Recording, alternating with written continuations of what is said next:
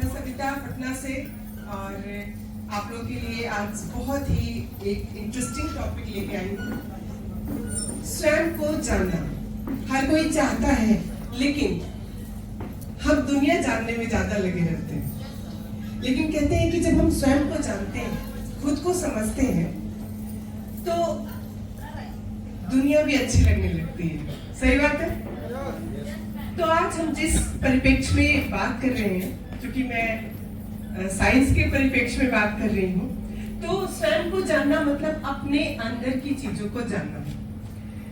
हम जितने लोग भी हैं सोसाइटी में रहते हैं, हमारा एक सोशल एक इन्वायरमेंट होता है जहाँ पे उस एक सोशल ये के अकॉर्डिंग हम लोगों को अपने हर व्यवहार में जितनी भी आदतें हमारी होती हैं, आदतें हो या फिर हमारी सामाजिक रूप से हो या फिर किसी भी प्रकार की, तो हमारी सोसाइटी हमें बहुत ज्यादा वो प्रभावित करती है।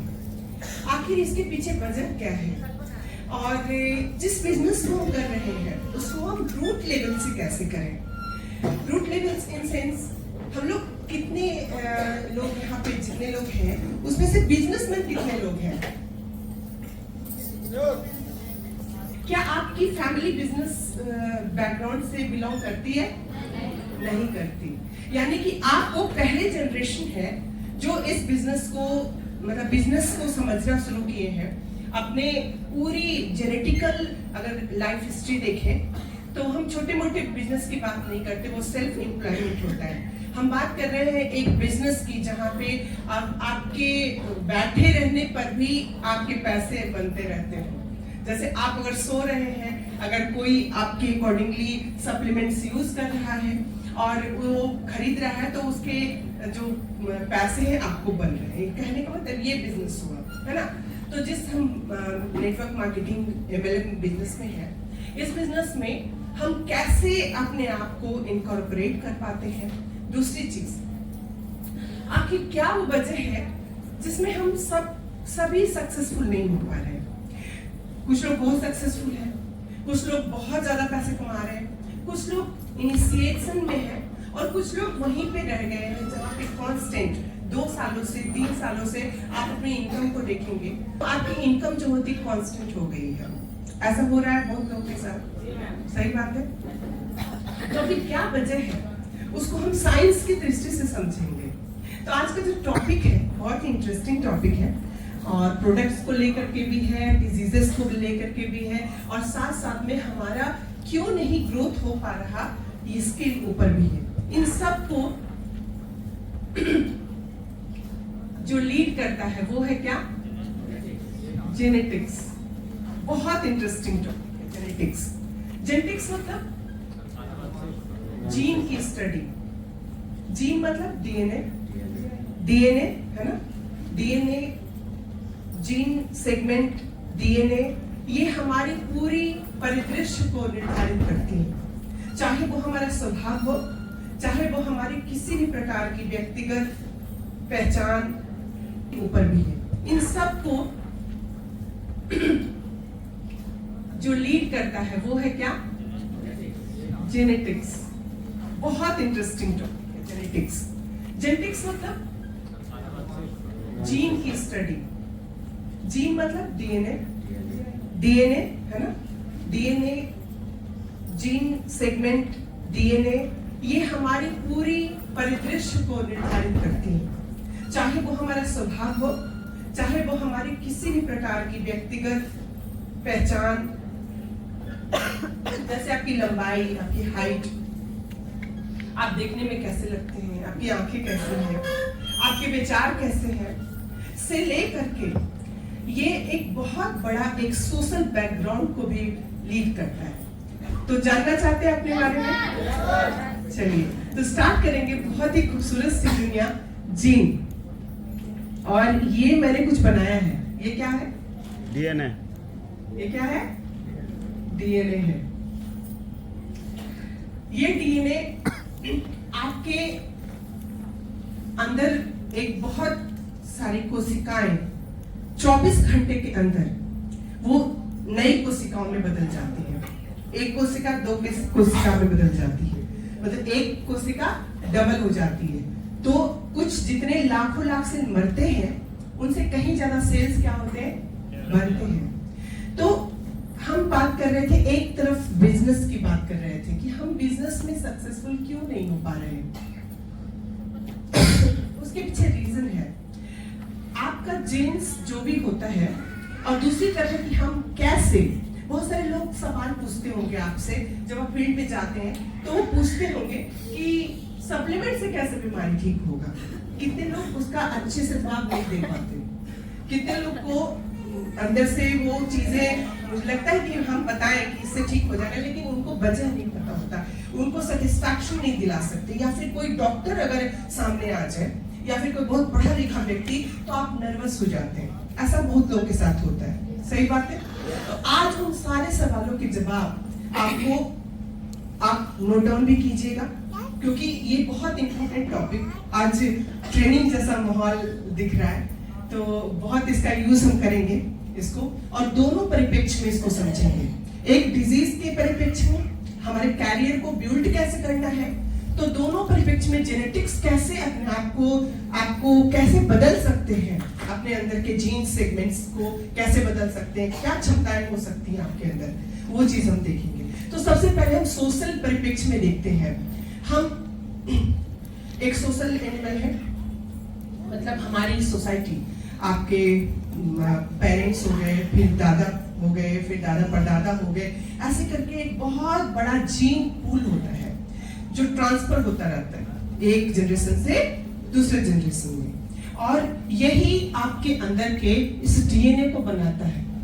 पूरे ह्यूमन बीइंग में टोटल 23 पेयर्स ऑफ क्रोमोसोम्स होते हैं, 23 पेयर ऑफ क्रोमोसोम। अब क्रोमोसोम क्या है? क्रोमोसोम एक इस टाइप का स्ट्रक्चर होता है, बट ये इसमें बीच में होता है सेंट्रोमियर, जो दोनों को बाइंड करके रखता है। इस पे छोटे छोटे से बीड्स होते हैं जिनको कहते हैं जीन। ये जो छोटे छोटे बीड्स हैं, इनको क्या कहते हैं? जीन। और इस जीन को अगर आप गौर से देखेंगे तो ये बना होता है दो चीजों का, एक होता है प्रोटीन और एक होता है डीएनए। प्रोटीन और डीएनए, ये दो चीजों का बना होता है। ये डीएनए का मतलब होता है deoxy ribonucleic acid, deoxy ribonucleic acid. और आरएनए प्रोटीन, और एक होता है आरएनए। आरएनए का होता है राइबोन्यूक्लिक एसिड, राइबोन्यूक्लिक एसिड। ये तीन हमारे बायोमॉलिक्यूल्स हैं, जिससे हमारा पूरा शरीर ही नहीं बनता, पूरे समाज का हर चीज बन जाता है। ये तीन बायोमॉलिक्यूल्स हैं, प्रोटीन, आरएनए और डीएनए। जितने भी बीमारी आप देखते हैं, वायरसेस होते हैं, बैक्टीरिया होते हैं, खासकर वायरसेस, आप देख रहे होंगे आजकल वायरल डिजीज बहुत ज्यादा फैलता है। क्यों? क्योंकि वायरसेस का फैलना हमारे इम्यूनिटी पे डिपेंड करता है। हम इम्यून कितना है, कितने ज्यादा इम्यून है। अगर हम इम्यून है तो वायरसेस अफेक्ट करेंगे, लेकिन वो तुरंत जाएंगे। लेकिन अगर हम इम्यून नहीं है तो वो आपके डेथ तक पहुंच सकते हैं। और वायरसेस के बारे में भी हम लोग जब डिजीज के सेगमेंट में आएंगे तो उसमें पढ़ेंगे। फिलहाल हम लोग अभी देख रहे हैं कि जेनेटिक्स, हमारा जेनेटिक्स, हम खुद किस चीज के बने हैं। तो हम बने हैं प्रोटीन, आरएनए और डीएनए। प्रोटीन जो होता है वो आपके बॉडीली स्ट्रक्चर, जितना भी शारीरिक गठन हुआ आपका, चाहे वो आंख, मसल्स, सब कुछ टोटल A to Z, जो मसल्स का जो स्ट्रक्चर हुआ, वो कौन बनाता है? प्रोटीन। आरएनए और डीएनए, ये क्या होता है? आरएनए राइबोन्यूक्लिक एसिड, ये आपके शरीर के अंदर जितने भी प्रकार के बायोमॉलिक्यूल्स होते हैं उसको रीजनरेट कराता है आरएनए। और हमारे अंदर अगर जेनेटिक ये की बात करें, जेनेटिक जंप, जैसे एक हेरिडिटरी जिसको बोलते हैं, क्या ट्रांसफर होता है एक पेरेंट से ऑफस्प्रिंग को, क्या ट्रांसफर होता है? वो डीएनए से होता है। किससे होता है? डीएनए से। लेकिन वायरसेस क्यों खतरनाक? इसलिए खतरनाक होते हैं क्योंकि वो आरएनए से भी मल्टीप्लाई कर सकते हैं और डीएनए से भी मल्टीप्लाई कर सकते हैं। ये बहुत खतरनाक इशू है। हमारे सभी जितनी भी एनिमल्स हैं या जितने भी बैक्टीरिया हैं, माइक्रो ऑर्गेनिज्म है, सभी के सभी सिर्फ और सिर्फ डीएनए से कर सकते हैं मल्टीप्लाई। मतलब डीएनए सेगमेंट्स ट्रांसफर होता है एक जनरेशन से दूसरे जनरेशन में। लेकिन वायरस एक मात्र ऐसा माइक्रो ऑर्गेनिज्म है, एक मात्र ऐसा जीव है, विषाणु इसको क्या कहा जाता है, हिंदी में क्या बोलते हैं, विषाणु। विष के अणु, मतलब विष, इसको विष के नाम से जगह कभी अच्छा हुआ ही नहीं। हमेशा ये किसी न किसी चीज को खराबी मतलब करता है, रोग ही उत्पन्न करता है या ड्रेडस डिजीजेस कॉज करता है, इसलिए इसको विष का अणु कहा जाता है, विषाणु। और इसके साथ ये क्यों abnormal है, इसके पीछे रीजन है कि वो आरएनए और डीएनए दोनों में से किसी से भी रिप्लिकेट कर सकता है। कहने का मतलब उसके पास अगर आरएनए है तो आरएनए से ही एक संख्या से दूसरी संख्या बढ़ा देगा, उसका सारा गुण उसमें चला जाएगा।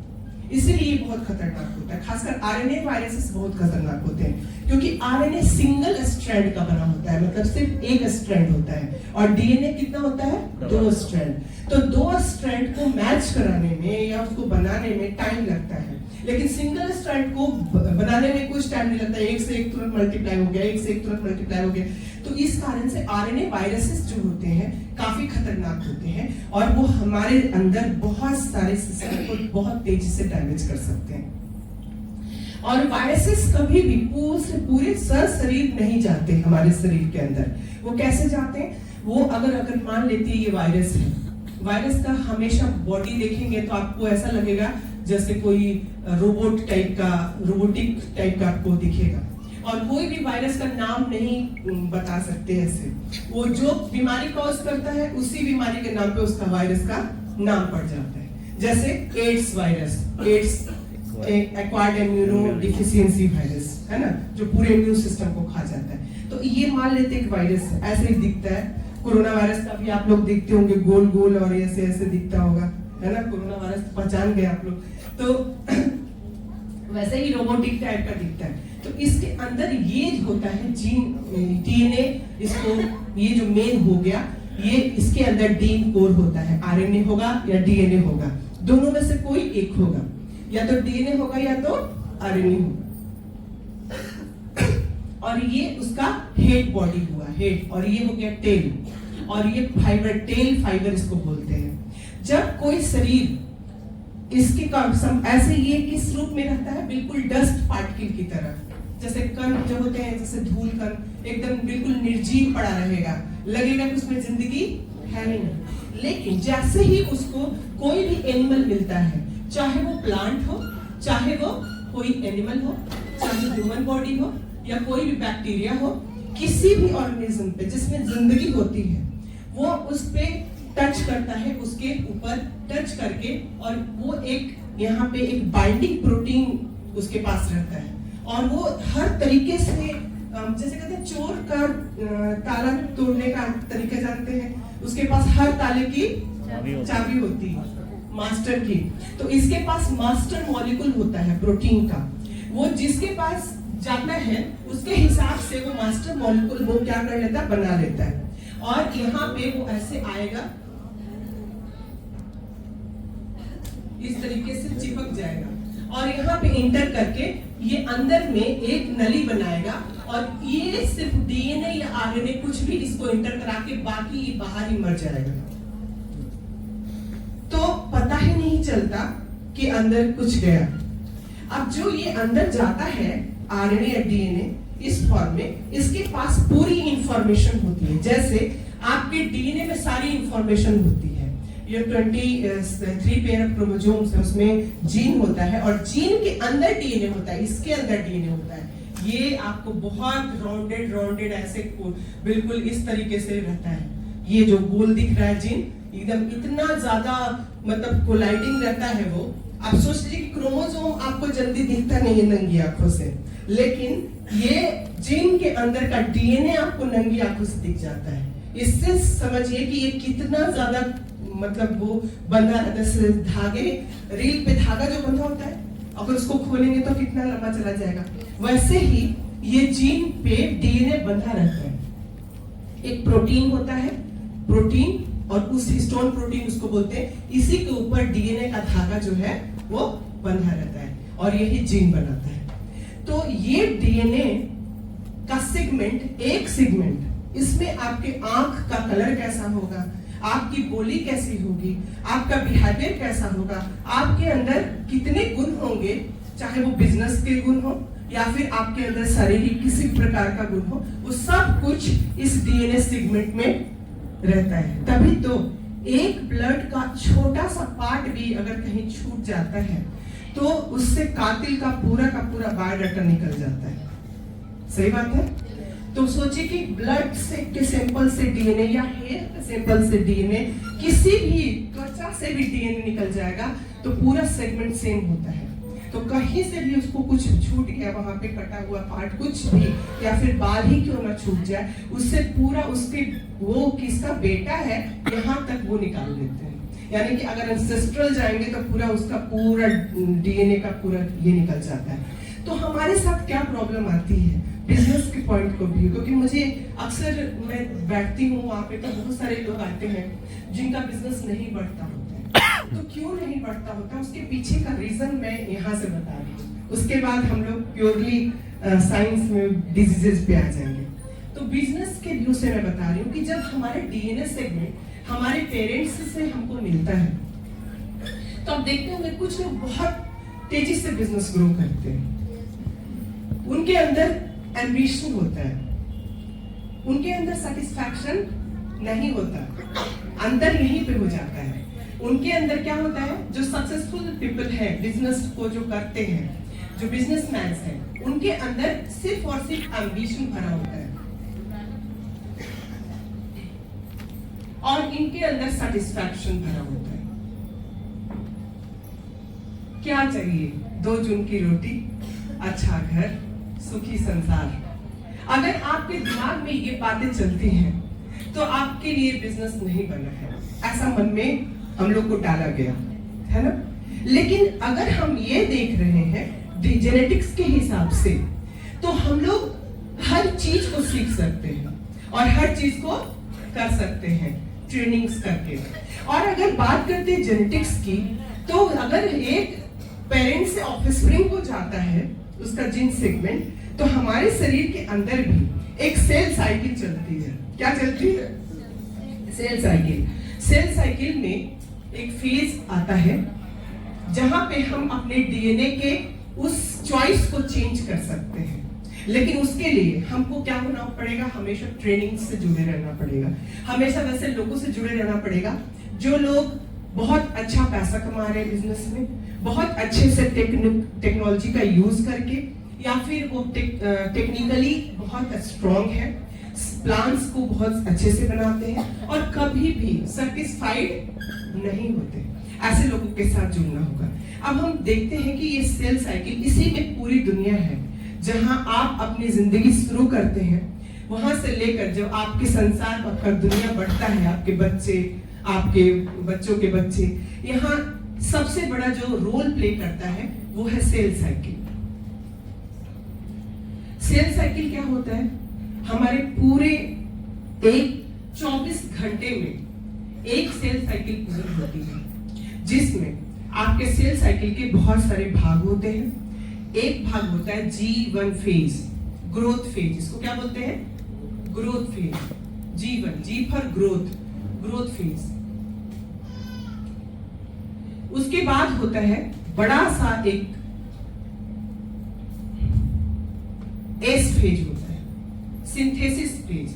ये कौन सा फेज होता है? सिंथेसिस फेज, बहुत बड़ा। इनफैक्ट 50% यानी कि 12 घंटे सिर्फ सिंथेसिस होता रहता है।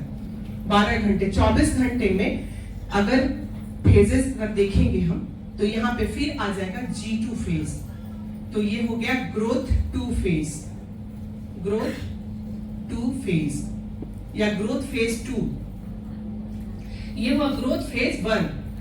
और उसके बाद सिंथेसिस फेज, और उसके बीच में छोटा सा एक आता है यहाँ पे एम फेज। इसको बोलते हैं माइटोसिस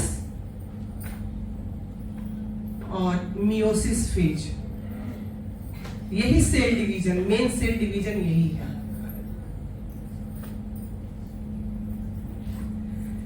और एक छोटा सा एक फेज आता है इंटरफेज, जहां पे रेस्ट फेज बोलेंगे, यानी कि एक साइकिल से दूसरे साइकिल में जाने के लिए बीच में एक रेस्टिंग फेज आता है, और रेस्टिंग फेज को ही कहते हैं इंटरफेज। इंटरफेज या रेस्टिंग फेज, एक फेज से दूसरे फेज में जाने का इंटर मतलब कहते हैं इंटर स्टेट, एक स्टेट से दूसरा स्टेट। उसी प्रकार इंटर फेज आता है, दो फेज के बीच का। ये बहुत शॉर्ट टाइम होता है जब सेल हमारा रेस्ट करता है। तो हमारी बॉडी में ये सेल साइकिल 2400 घंटे चलती रहती है।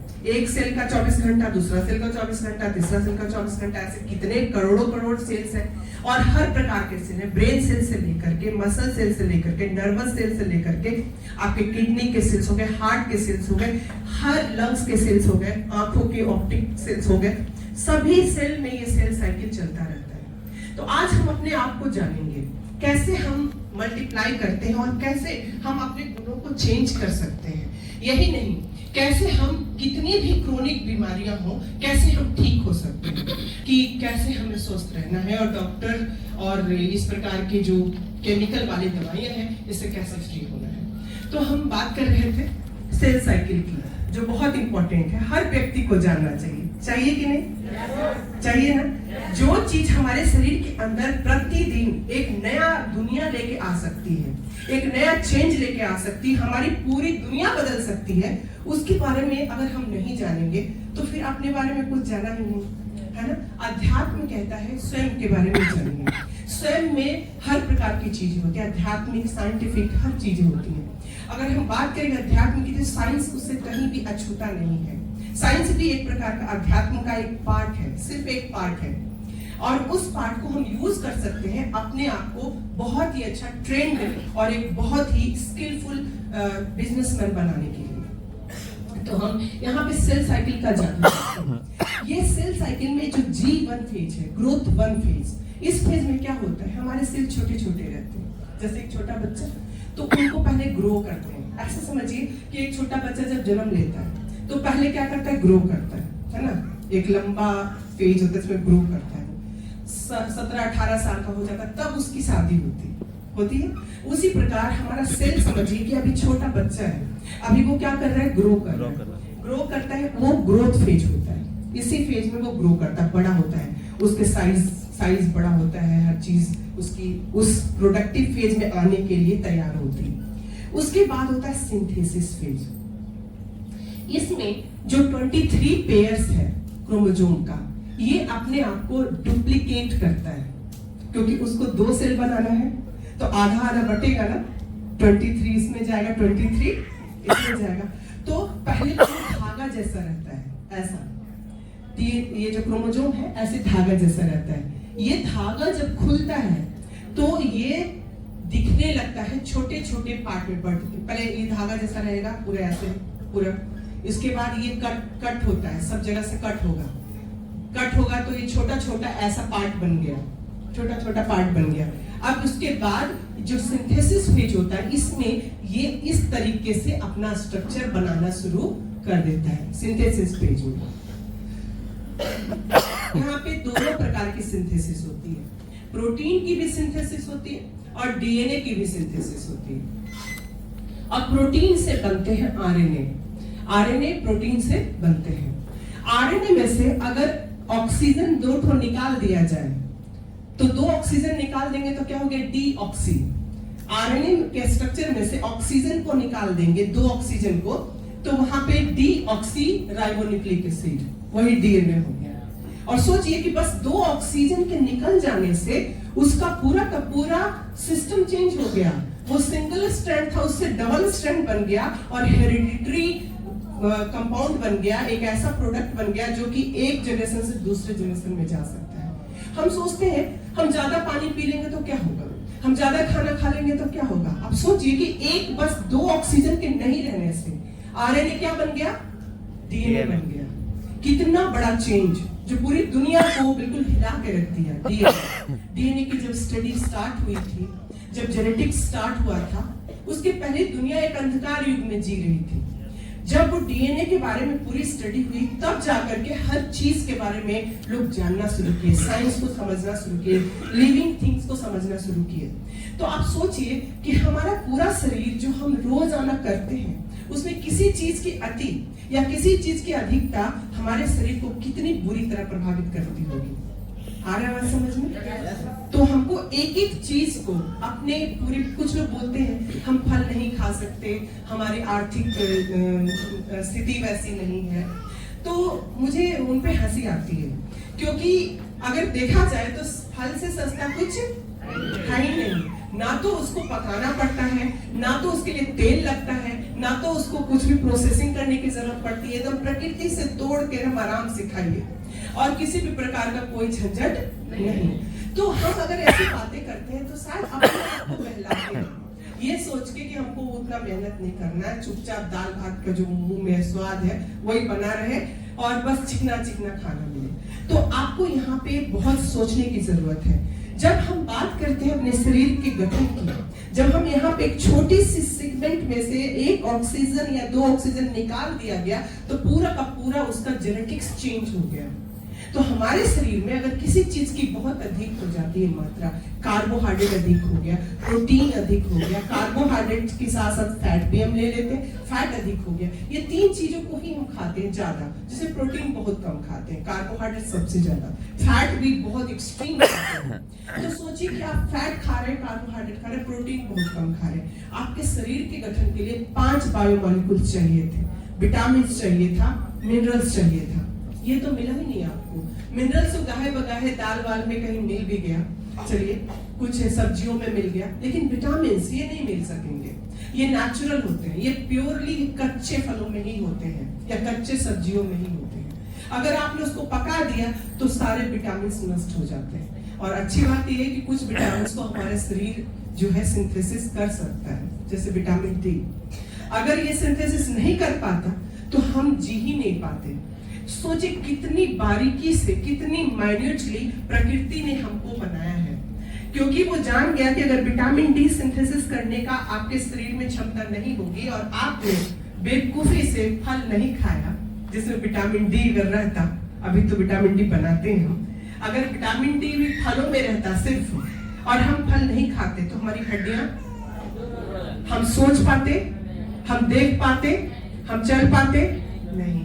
तो सोचिए भगवान ने इस चीज को जो सबसे ज्यादा इसेंशियल है उसको बना दिया कि भाई तुम शरीर में बना लो, कैसे भी करके, धूप से बना लो, कुछ खा के बना लो, लेकिन तुम्हारे शरीर में बन जाए ताकि तुम चल फिर सको, अच्छे से अपना जो दिनचर्या है वो कर सको। क्योंकि भगवान भी जानते हैं लोग बहुत आलसी हैं। तो आज आप इस प्रोग्राम में बैठे हैं, ये सोच के मत बैठिए कि कुछ बिजनेस या ये सिर्फ है, आपकी पूरी जिंदगी बदल सकती है आपके यहाँ से। आप किसी भी प्रोफेशन में हो, चाहे आप एक बड़े बिजनेसमैन हो, चाहे आप कोई सरकारी जॉब में हो या प्राइवेट काम करते हो या कुछ नहीं करते हो, या गृह घर का काम करते हो, कोई भी काम करते हो, हम सभी को हमारा शरीर बहुत इंपॉर्टेंट है। ये हमको समझने की जरूरत अब नहीं रही। कोरोना में सबको आपके शरीर की जो इम्पोर्टेंस है वो समझ में आ गई। किस तरीके से अपने लोग बिछड़ गए कोरोना में, किसी ने देखा तक नहीं, उनका चेहरा भी लास्ट में नहीं देख पाए। सही बात है। अब हम यहाँ पे जीवन फेज की बात करते हैं। यहाँ पे क्या होता है, छोटा सेल बड़ा हुआ, उसके बाद एस फेज में प्रोटीन और डीएनए ये दोनों मल्टीप्लाई हुए और बड़े हुए, साइज में बड़े हुए, मल्टीप्लाई हुए, मल्टीप्लाई होकर के 23 दो पेयर बन गया, 46 का पूरा क्लियर पेयर बन गया। पहले क्या था, स्ट्रैंड सिंगल जैसा था, अब पूरा पेयर क्लियर बन गया। अब ये पूरा पेयर जो है ये अब यहाँ पे G2 फेज में जाता है और वहां पे फिर से डबल होता है, यानी कि अब 23 पेयर का था, 46, अब दो शरीर में बटना है तो 23 उधर भी तो जाना है, तो उसके लिए फिर यहाँ पे पूरी तैयारी होती है। तो जीवन फेज में सिर्फ साइज बड़ा होता है, एस फेज में प्रोटीन और डीएनए की सिंथेसिस होती है, मतलब वो बनना शुरू होता है, एक्स्ट्रा बनेगा तभी तो डबल होगा, और यहाँ पे वो डबल होकर के ग्रोथ करता है, यहाँ पे ग्रोथ करता है, डीएनए और प्रोटीन का जो है वो डबल होकर यहाँ पे ग्रोथ करता है। अब आता है डिवीजन फेज में। अब सेल डिवीजन कैसे होता है, ये आपका छोटा सा सेल जिसने अभी जीवन फेज में एंटर किया, ये सेल का न्यूक्लियस बीच में। अब ये जीवन फेज में गया, अब जीवन फेज में ये बड़ा होगा, साइज बड़ा हो गया है ना। ये अभी तक डॉटर सेल कहलाता है। क्या कहलाता है? डॉटर सेल मतलब बच्ची है ना। अब ये मदर सेल बन रही है। क्या बन गई है? Mother cell. अब ये तैयार हो गई है अपने ये को सिंथेसिस करने के लिए। अब इसके अंदर, अब इसमें जो होगा, ये न्यूक्लियस छोटा दिख रहा था, अब न्यूक्लियस बड़ा हो जाएगा, क्योंकि इसमें प्रोटीन और डीएनए मल्टीप्लाई करना शुरू हो गया, सिंथेसिस बनना शुरू हो गया। अब ये बड़ा हो जाएगा, बहुत बड़ा, और धीरे धीरे ये सिंथेसिस फेज में, ये एस फेज में, जीवन फेज था, ये सिंथेसिस फेज में एंटर कर गया। अब सिंथेसिस फेज के बाद ये और बड़ा होगा, ये पूरा अब ऐसे ऐसे दिखना शुरू हो जाएगा। ग्रोथ फेज, ये क्रोमोसोम्स पूरे दिखने शुरू हो जाएंगे इस तरीके से। सब ये छोटा छोटा पीस में कट जाएगा और ये सेगमेंट जो है ये इस तरीके से 4 आपको क्रोमोसोम के जैसा स्ट्रक्चर दिखना शुरू हो जाएगा G2 फेज में। अब यहाँ पे ये क्या होता है, अब ये M फेज में एंटर करता है। जब पूरी तरीके से पूरा क्रोमोसोम बन जाता है, उसकी सिंथेसिस कंप्लीट हो जाती है, तो ये बहुत थिक हो जाता है, सब दिखने लगता है पूरा ऐसे मोटा मोटा एकदम से इस तरीके से। पूरा इसके जो लेग्स होते हैं या इसके जो भी इसका बटरफ्लाई स्ट्रक्चर बोलते हैं इसको, तो ये पूरा दिखने लगता है, पूरे उसके पंख जैसे दिखने लगते हैं, बहुत मोटा सा पूरा सब दिखने लगता है, विजिबल हो जाता है G2 फेज में, यहाँ लास्ट में आते आते। अब इसको, अब ये ऊपर का जो है ये वाला न्यूक्लियस जो है ये डिसॉल्व हो जाता है, ये नहीं दिखने लगता है, डिसअपियर हो जाता है। सब खुल के साइटोप्लाज्म में इसमें आ जाते हैं, खुल के बड़े हो जाए साइज में, तो ये धीरे धीरे खत्म हो जाएगा, बाउंड्री खत्म हो जाएगी। अब खुल के ये पूरे आ जाते हैं। अब यहाँ पे ये 2 भाग में बढ़ता है। कैसे? यहाँ पे ये पहले ऐसे स्ट्रक्चर बनाएगा, डिवीजन होगा ऐसे, इस टाइप से, आधा आधा इधर, आधा इधर, आधा इधर, आधा इधर, ऐसे करके बना लेगा। ये जो ये है ना आधा आधा ऐसे, ये आधा इधर रहेगा यहाँ पे और यहाँ पे एक ऐसा स्ट्रक्चर होता है, सेंट्रियोल बोलते हैं। यहाँ से ऐसे धागा जैसा स्ट्रक्चर होता है जो यहाँ पे ऐसे बंध जाता है, इस तरीके से सभी को बांध लेता है और ऐसे पकड़ के खींच देता है। तो आधा आधा क्या हो गया? बढ़ गया। कभी नाक का ये खोले हैं धागे से, आगे और पीछे ऐसे करके खींच लेते हैं, कभी नहीं खुलता है नाक वाला, तो यहाँ से धागा बांध देते हैं ऊपर से और ऐसे करके खींच लेते हैं, तो आधा इधर आधा इधर। सेम वही चीज यहाँ पे होती है। यहाँ पे क्रोमोसोम जो है इस तरीके से बीच में इस यथी पे ऐसे हो जाता है, अरेंज हो जाता है, सब जितना क्रोमोसोम है सब 23 का 23 पूरा अरेंज हो जाएगा। और ये सेंट्रियोल जो है, ये सेंट्रियोल है, ये क्रोमोसोम का बीच का सेंट्रोमेयर है, इससे एक धागा जैसा स्ट्रक्चर बन जाता है सभी के साथ, और सभी को एकदम बराबर से खींच देता है। तो एकदम बराबर सेल डिवीजन हो गया, आधा सेल उधर आधा सेल इधर। अब ये जो हुआ इसको डॉटर सेल्स फिर से कहेंगे, लेकिन इस डॉटर सेल में और इस डॉटर सेल में अंतर है। इसमें आधा है, इसमें 23 पेयर है और इसमें सिर्फ 23 है। इसमें क्या है? सिर्फ 23 है। अब यहाँ पे 2 चीजें होती हैं। अगर बच्चा पैदा होता है तो ये 23 पेयर मदर की तरफ से जाता है और 23 पेयर फादर की तरफ से आता है। अगर ये नहीं अलग होता 23 पेयर्स तो 46 हो जाता, तब तो कुछ और जिंदगी हो जाती, मतलब कुछ वो आदमी नहीं रहता, वो उसका स्ट्रक्चर बदल जाता। तो 23 को मेंटेन करने के लिए यहाँ पे डबल, मतलब यहाँ पे डिवीजन होता है एकदम इक्वल, और 2 ठो सेल बन जाते हैं। कभी कभी क्या होता है, कोई स्पर्म इसको भी फर्टिलाइज कर दिया, इसको भी, तो जुड़वा बच्चे हो जाते हैं। और ऐसे जनरली ये बहुत मुश्किल होता है स्पर्म का ओवा तक आना, तो एक ही फर्टिलाइज कर पाता है, बाकी सब मर जाते हैं। लेकिन कभी कभी ऐसा होता है कि 2 स्पर्म चले जाते हैं और 2 इसको फ्यूज कर देते हैं। कभी कभी एक ही स्पर्म दोनों ओवम को फ्यूज कर देता है। उस केस में बच्चे का देखते होंगे आधा भाग उधर आधा भाग उधर चला जाता है। तो ये सब जेनेटिकल एब्नॉर्मलिटीज है, जिसकी वजह से जीन्स जो है, सेगमेंट, सब कुछ वहीं पे है। इसको आपने समझा तो समझिए पूरी दुनिया को समझ लिए, क्योंकि यहाँ से आपकी पूरी दुनिया शुरू होती है। अब यहाँ पे बात कर रहे थे 24 आवर्स की। हम लोग सोचते हैं कि हम आज बिजनेसमैन, हमारा जनरेशन बिजनेसमैन है, हमारे पिताजी तो नहीं थे, हमारे पिताजी के पिताजी नहीं थे, वो फार्मर थे या फिर वो कुछ भी करते, तो हम कैसे कर पाएंगे, या फिर हम शायद इसीलिए अनसक्सेसफुल हैं। नहीं, ये हम अपनी सोच को प्रतिदिन चेंज कर सकते हैं, हर दिन चेंज कर सकते हैं। 24 घंटे में हमारे डीएनए और हमारे आरएनए प्रोटीन का सिंथेसिस होता है।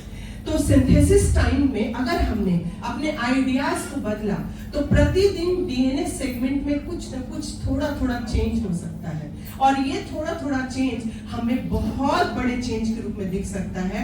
और वो चेंज होता है कि कैसे एक साधारण सा व्यक्ति जो कभी घर से बाहर नहीं निकला, वो एक बहुत बड़ा बिजनेसमैन बन गया, चाहे वो लेडी हो चाहे तो उसने क्या किया, प्रतिदिन अपने आप को ट्रेन किया, प्रतिदिन अपने जीन सेगमेंट को चेंज करने के लिए वो सारे आइडियाज जो होते हैं या जो कुछ भी आप सुनते हैं समझते हैं, हर व्यवहार का हर चीज आपके शरीर में अंदर जो खाना जाता है उसके थ्रू जाता है। आप किस प्रकार का खाना खाते हैं, किस प्रकार के विचारों को सुनते हैं, किस प्रकार के माहौल में रहते हैं, ये सभी कुछ प्रतिदिन चेंज होता है। और यही वजह है कि एक ही जनरेशन में व्यक्ति अपने क्रोनिक से क्रोनिक बीमारियों से ठीक भी हो सकता है और एक बहुत बड़ी मुसीबत से छुटकारा भी पा सकता है। दूसरी चीज, अगर वो कुछ नहीं करता, उसके पूर्वज कुछ नहीं करते, तो भी एक बहुत बड़ा आदमी बन सकता है। आपके सारे सवालों का जवाब यहाँ 24 घंटे की सेल साइकिल में मिल गया। सही बात है। अब हम क्या करते हैं, इस पे पूरी चीजें डिपेंड करती हैं। यानी कि हमको, अगर हम बिजनेस कर रहे हैं या कोई भी प्रोफेशन है, उसमें हम कितना ज्यादा अब सेटिस्फैक्शन, अब यहाँ पे सेटिस्फैक्शन आता है, हम कितने सेटिस्फाइड हैं।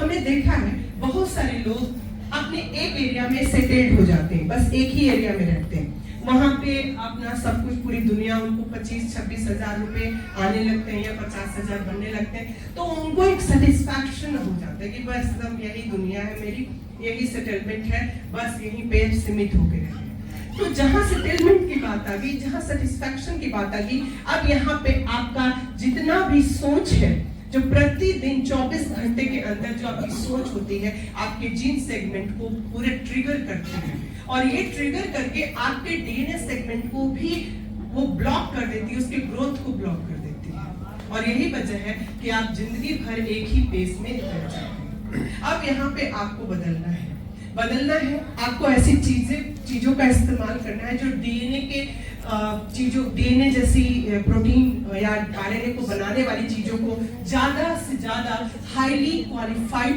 बना सके। कैसे? उस प्रकार की चीजों को खाना है। और ये कहां से मिलेगा? ताजी चीजों से मिलेगा। यानी कि आप जितना ज्यादा फ्रेश फूड खाएंगे, उतना ज्यादा आपका प्रोटीन का क्वालिटी, आपके अंदर जीन की क्वालिटी क्या होगी? इनहैंस होगी। इनहैंस होगी तो आपके दिमाग, न्यूरॉन्स नर्वस सेल्स वो इनहैंस होंगे, जिसके कारण वो हार्मोन्स जो रिलीज करते हैं, जिसके बारे में मैंने काफी लंबा सेशन दिया है, पूरा का पूरा एक सेशन था, तो वो हैप्पी हार्मोन्स जनरेट करेंगे। क्योंकि जब तक आपके दिमाग में मोटिवेशंस रहते हैं, जब तक आपके दिमाग में एम्बिशंस रहते हैं, तब तक आपके सामने एक लक्ष्य होता है। जैसे आपको छठ व्रत में, अभी भी छठ व्रत कंप्लीट हुआ है, सभी लोग कितने ज्यादा थके होते हैं, उसके बावजूद भी सब थकान सब भूल करके हम सब कुछ समय से करते हैं। क्यों? क्योंकि हमारे सामने एक एम्बिशन, एक लक्ष्य होता है। एक लक्ष्य होता है कि भाई अभी हमको सुबह शाम का जो है लोहंडा का पूरा काम करना है, फिर पूरा फल खरीदना है, 3-3 बजे रात तक लोग फल खरीदते रहते हैं, जबकि वो सोने का समय होता है, रेस्ट का टाइम होता है। उसके बावजूद भी सुबह एकदम उठ करके पूरा साफ सफाई सब कुछ कर देते हैं। ये क्यों हुआ? क्योंकि सेटिस्फैक्शन लेवल नहीं आया, एम्बिशन लेवल काम कर रहा है। हमारा मतलब आगे लक्ष्य दिख रहा है कि उसको करना ही करना है, चाहे शादी हो, उसमें भी आपको पता नहीं कहां से एक्स्ट्रा ऑर्डिनरी एनर्जी आती है। आखिर में यही सारे काम में समय में क्यों आती है? क्योंकि उस वक्त हम लोग ये जो सेल साइकिल का फेज है उसको हम रिवाइज करते रहते हैं। हर वक्त उसको एक नई आइडियाज जोड़ते रहते हैं, हर वक्त अपने जीन सेगमेंट पे एक ट्रिगर करते रहते हैं। यही वजह है कि उस वक्त हमारे हैप्पी हार्मोन्स इतना ज्यादा रिलीज होते हैं, इतना ज्यादा कि हमारे शरीर के अंदर जितनी भी नेगेटिव एनर्जी होती है उसको आउट कर देते हैं, और कुछ भी टूट फूट होती है, ब्रेकिंग होती है, उन सब को बहुत जल्दी हील कर देते हैं और हमारे शरीर को थकने से बचा देते हैं, और वो थकान का एहसास हमें नहीं हो पाता। तो इस कंडीशन में आप शाम का अर्घ होता है, उसमें भी पूरा एकदम जोर शोर से जाते हैं। फिर उसके बाद सुबह उठना होता है, एकदम इतना सुबह घाट लुटना है तो और सुबह उठ जाना होता है। तो आप उस उतनी थकान के बाद सुबह उठ करके फ्रेश होकर के नहा के एकदम साफ सुथरे होकर के आप पहुंच जाते हैं। सही बात है। ये क्यों होता है? अगर कोई बोले कि ये जेनेटिक्स है और बहुत लंबा समय तक एक जनरेशन से दूसरे जनरेशन में जाने तक आप चेंज होंगे, दैट इज टोटली रॉन्ग। आप प्रतिदिन चेंज हो सकते हैं, प्रतिदिन खुद को बदल सकते हैं, और इस 24 घंटे के करोड़ों करोड़ों कोशिकाओं को जो सिंथेसिस फेज में जाते हैं, यहाँ पे दो चीजें होती हैं। एक होता है शरीर की ग्रोथ के लिए, तो उसमें यहाँ पे 2 in जाएगा, ये सिंगल नहीं जाएगा, यानी कि 23 पेयर जाएगा, 23 पेयर जाएगा। उसको बोलते हैं माइटोसिस।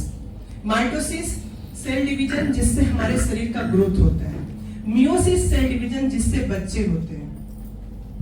क्लियर हुआ? तो माइटोसिस में पूरा का पूरा 23 दोनों में जाता है।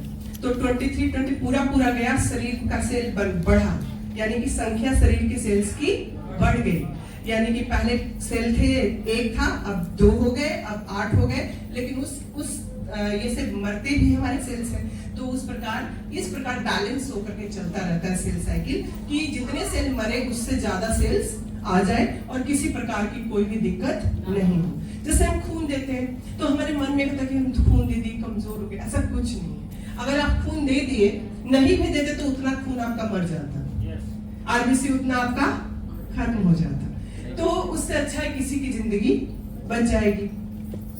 और खून देने से फर्ज ध्यान बस यही देना है कि जिस माहौल में हम हैं, जिस जगह पे खून दे रहे हैं, वो साफ सुथरी होनी चाहिए। जो भी निडल यूज हो रहा है फर्स्ट टाइम यूज होना चाहिए, अच्छे से पूरी तरीके से साफ सुथरी जगह पे आप ब्लड डोनेशन करें, तभी अच्छा होता है, नहीं तो फिर इन्फेक्शन के चांसेस होते हैं। दूसरी चीज है, यहाँ पे आप समझ गए कि यहाँ पे 2 तरीके का डिवीजन होता है। एक हमारे सेल को बड़ा करता है, यानी हमारे ग्रोथ करता है, तो वो माइटोसिस के थ्रू होता है, जहां पे 2 in पूरा का पूरा 2 सेल बन जाता है। और जब बच्चे की बात आती है, रिप्रोडक्टिव सिस्टम की बात आती है, तो ये मियोसिस सेल डिवीजन होता है, जिसमें आधा बढ़ जाता है, आधा बढ़ जाता है, क्योंकि आधा मदर से आना होता है, आधा फादर से आना होता है। और इस केस में तो मदर सेल्स ही, वो मदर सेल भी है, डॉटर सेल भी है, तो सेम उसको मेंटेन करना पड़ता है। तो 23 पेयर पूरा मेंटेन करना पड़ेगा, और उसमें 23 पेयर नहीं रहेगा, सिर्फ 23 रहेगा, और 23 फादर से आएगा, मदर का मिला के 23 पेयर हुआ। अंदर समझ गए? अब यहाँ पे देखिए एक चीज आती है जिसको हम लोग आज बहुत ज्यादा परेशान है। हर घर में ये आपको एक बीमारी के रूप में लक्षित हो रही है, कैंसर। ये कैसे होता है? इसका जवाब इस सेल साइकिल से ही मिलेगा। जब हम इस फेज में आते हैं, G2 फेज में आते हैं, इस फेज में आकर के अनकंट्रोल्ड हो जाती है ग्रोथ। इस फेज में आकर के क्या हो जाता है? अनकंट्रोल्ड हो जाती है ग्रोथ। और ऐसा होता क्यों है? क्योंकि हम किसी चीज का अति सेवन करते रहते हैं, ज्यादा। अगर हम ज्यादा फास्ट फूड लेते हैं, ज्यादा तेल लेते हैं, ज्यादा कार्बोहाइड्रेट लेते हैं, तो किसी भी चीज की अति जो होती है हमारे शरीर में वेस्ट प्रोडक्ट को जमा कराती है। तो वेस्ट प्रोडक्ट के जमा होने से सेल साइकिल पे बहुत प्रभाव पड़ता है, क्योंकि आपको मैंने पहले भी बताया कि जो हम खाते हैं, जो हम सुनते हैं, जिस माहौल में रहते हैं, वो सारी चीजें हमारे सेल साइकिल को प्रभावित करती है प्रतिदिन। और प्रतिदिन ही नहीं, प्रति क्षण। अगर हम ये सोचते कि आज ही तो बस खाए, तो आज ही आपका सेल साइकिल खराब होगा। आ रही बात समझ में? अगर हम आज ही खाए, कहते हैं चीटिंग डे, एक दिन चीटिंग डे रखते हैं, तो चीटिंग डे के दिन आपका सेल साइकिल खराब हो जाएगा, क्योंकि उस दिन जितने करोड़ों सेल्स ने सेल डिवीजन किया, उस दिन उसकी क्वालिटी क्या हो गई? खराब होगी, उसकी प्रोटीन की क्वालिटी खराब होगी, उसके डीएनए की क्वालिटी खराब होगी, तो नेक्स्ट डे आप अच्छा फील नहीं करते। आप कभी देखते होंगे, कभी कुछ उल्टा पुल्टा खाते, नेक्स्ट डे आपको अच्छा फील नहीं होता, क्योंकि पूरी बॉडी का जेनेटिक्स ही आपके अंदर के इंप्रूवमेंट या आपके अंदर के एक्सप्रेशन के लिए जिम्मेदार होता है। यही वजह है कि प्रतिदिन को ही नहीं, प्रति क्षण को भी हमको एक अच्छी तरीके से जीने की कोशिश करनी चाहिए। सुनने में बहुत आदर्शवादी लगता है, लेकिन अगर हम इसी चीज को प्रतिदिन गड़बड़ करते चले जाएं, कुछ घंटे, कुछ क्षण, कुछ मिनट, कुछ मतलब एक पहर अगर हमने खराब कर दिया, तो यही हमारी आयु को धीरे धीरे खत्म कर देती है और हमारे शरीर में सेल साइकिल को अनकंट्रोल्ड कर देती है। और अनकंट्रोल्ड कहाँ पे होता है? G2 फेज में। यहाँ पे G2 फेज में जब अनकंट्रोल्ड ग्रोथ होने लगता है, डीएनए का, प्रोटीन का अनकंट्रोल्ड ग्रोथ होने लगता है, अननेसेसरीली आपको कितना सामान है तो उसको यूज करने लगता है, तो यहाँ पे एम फेज जो होता है वो अनकंट्रोल्ड हो जाता है और सेल का यहाँ पे डेथ होना बंद हो जाता है। जैसे अगर सेल बना तो डेथ होना चाहिए, तो डेथ होना ही बंद हो जाता है। सेल डेथ करता भी है, तो सेल डेथ कैसे होता है? एक हो कि मर गया बस। तो ऐसे समझिए, जैसे मान लेते हैं कि कोई पूरी डेथ कब मानी जाती है? कोई व्यक्ति मर गया तो बस उसकी पूरी डेथ हो गई? नहीं, उसको जलाना पड़ता है या उसको जमीन में दफन करना पड़ता है। जिस भी आप धर्म से जुड़े हैं उसके अकॉर्डिंगली उसको कुछ करना पड़ता है। या फिर अगर कुछ पारसी लोग होते हैं जो उसको छोड़ देते हैं, गिद्ध कौवे सब नोच के उसको खा जाते हैं। मतलब कहने का मतलब है कि उसका कंप्लीट बॉडी का हर चीज खत्म हो जाना, प्रकृति से मिल जाना, ये कंप्लीट डेथ हुआ। वैसे ही सेल डेथ कंप्लीट कैसे होता है? जब सेल बना, 2 सेल बन गया, 1 सेल था 2 सेल बना, तो कुछ सेल मर भी रहे हैं, प्रतिदिन मर रहे हैं। मरने के बाद इस सेल के अंदर एक लाइसोसोम होता है। लाइसोसोम एक बम की तरह होता है। ये एक खाली सा ये होता है जिसमें प्रोटीन्स, ऐसे हाइड्रोलाइटिक प्रोटीन्स होते हैं जो पूरे सेल को गला सकते हैं, इसको बोलते हैं लाइसोसोम। और ये सेल के अंदर इनबिल्ट होता है, मतलब हर सेल के अंदर लाइसोसोम होना जरूरी है। लाइसोसोम बहुत ही क्रिएटिव मॉलिक्यूल्स जो हम खाते हैं उसके कारण बनता है, जो हम बहुत फ्रेश फ्रूट्स या फ्रेश ऑक्सीडेंट्स वाले चीजें खाते हैं उससे बनता है। लाइसोसोम का नहीं बनना, फास्ट फूड ज्यादा खाना, ये दोनों कोरिलेटेड है। पीसीओडी का प्रॉब्लम हो, कोरोनरी हार्ट डिजीज हो या सीकेडी, कुछ भी प्रॉब्लम, किडनी का जो क्रोनिक डिजीज हो या किसी भी प्रकार के आर्थराइटिस हो, कोई भी बीमारी सेल साइकिल से अलग हटके नहीं होती, सब वहीं पे डिपेंड होती है, सेल साइकिल पे डिपेंड करती है। तो इस सेल के अंदर क्या होते हैं?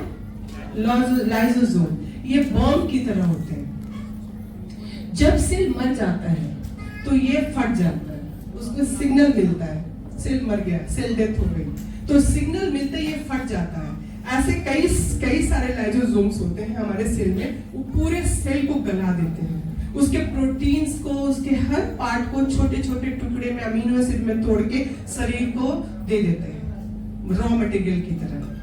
जैसे मिट्टी में गल के सब कुछ सड़ जाता है, जैसे जल के वो वायु तत्व मिल जाता है, वैसे ही सेल का पूरा डेथ तब होता है जब लाइसोसोम फटते हैं। लाइसोसोम फटेंगे कब? जब लाइसोसोम रहेंगे। लाइसोसोम रहेंगे कब? जब हम अच्छे फूड खाएंगे, एंटीऑक्सीडेंट्स वाले खाएंगे, तब लाइसोसोम बनेंगे।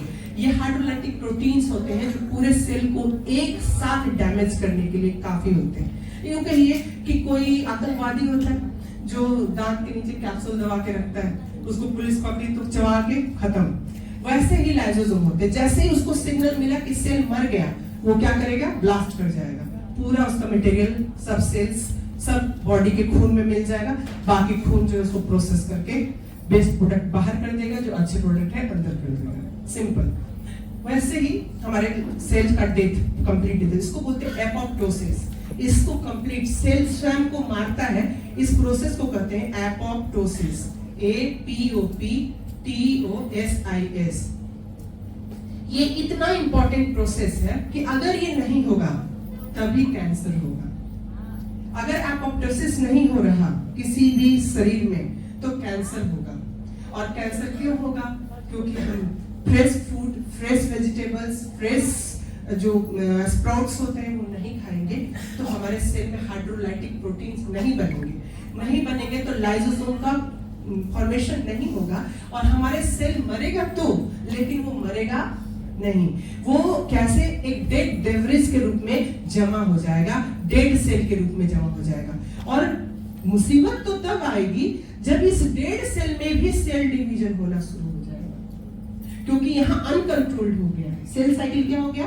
अनकंट्रोल्ड। अब ये बढ़ते जा रहा है और इसी में ग्रोथ हो रहा है, मर ही नहीं रहा है, रेस्टिंग फेज में जा ही नहीं रहा है, और वही सेल जो है वो ग्रोथ करना शुरू हो जाता है और उसकी वजह वही आपको कैंसर का ट्यूमर स्टार्ट होता है। ट्यूमर जब शुरू होता है सारे कैंसरस नहीं होते, मैलिग्नेंट और नॉन मैलिग्नेंट दो प्रकार के सेल्स होते हैं। जब वो सेल मरता है उस वक्त भी चांसेस रहते हैं, बहुत चांस देता है बॉडी आपको, मतलब आप समझिए कि इतना ज्यादा आपको सिग्नल देता है, आपका वेट लूज करेगा, आपकी मतलब डिहाइड्रेशन होना शुरू हो जाएगा, लैट्रिन बहुत ज्यादा होगा, इस टाइप से कुछ चीजें होने शुरू हो जाएंगी, जीभ पे उजला जमा हो जाएगा। जब आप ये करते हैं, ब्रश करते हैं तो देखिए कि बहुत ज्यादा थिक जब डिपॉजिट होने लगा, समझिए कि आपके शरीर में प्रॉब्लम हो रही है। आपको बहुत ज्यादा फ्रूट्स खाना है, बहुत ज्यादा सलाद खाना है, बहुत ज्यादा स्प्राउट्स खाना है, गर्म पानी पीना है, ये चीजें आप करना शुरू करेंगे, तब जाकर के वो चीजें धीरे धीरे क्लियर होती हैं। तो प्रतिदिन प्रति क्षण हमारे लिए बहुत ही बहुमूल्य है और यहाँ पे एपोप्टोसिस का होना बहुत जरूरी है, वरना सेल जो है वैसे ही डेड सेल रह जाएंगे और वो उनके अंदर एक मतलब जिंदगी वो भूत वाला वो प्रोसेस शुरू हो जाएगा, वो अपने आप मल्टीप्लाई करने शुरू हो जाएंगे, क्योंकि वो जिस फेज में इंटर कर गए, ये फेज से इंटर फेज में निकल रेस्टिंग फेज में जा नहीं रहे हैं, वो इसी फेज में अटक गए। हाँ, जैसे कहते हैं ना कि भूत कौन होता है? जो मरता तो है लेकिन उसकी मुक्ति नहीं हो पाती, तो ये मुक्ति नहीं हो पाती इन सेल्स की, तो ये मैलिग्नेंट बन जाते हैं।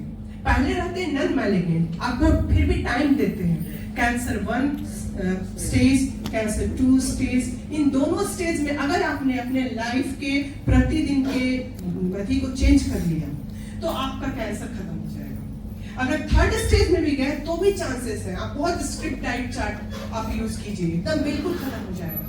और साथ में वैसे सप्लीमेंट्स लीजिए जो आपके सेल साइकिल को एकदम रिन्यू करने का मतलब ये रखते हैं।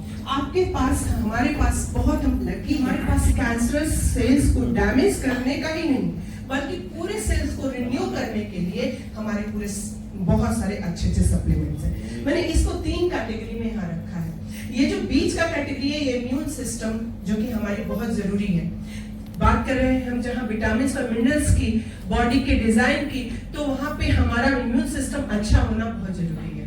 और लीवर जो कि एक ऐसा ऑर्गन है जिसको मदर ऑफ ऑर्गन कहा जाता है, पूरे शरीर का मदर वो कहलाता है, जो पूरे शरीर के हर ऑर्गन का देखभाल करता है। आखिर सोचा क्यों भाई लीवर पे इतना जोर दिया जाता है, और क्यों मेडिकली अगर आप एलोपैथी में जाएंगे तो लीवर को बिल्कुल डिस्कार्ड करते, वो लीवर पे जोर नहीं देते।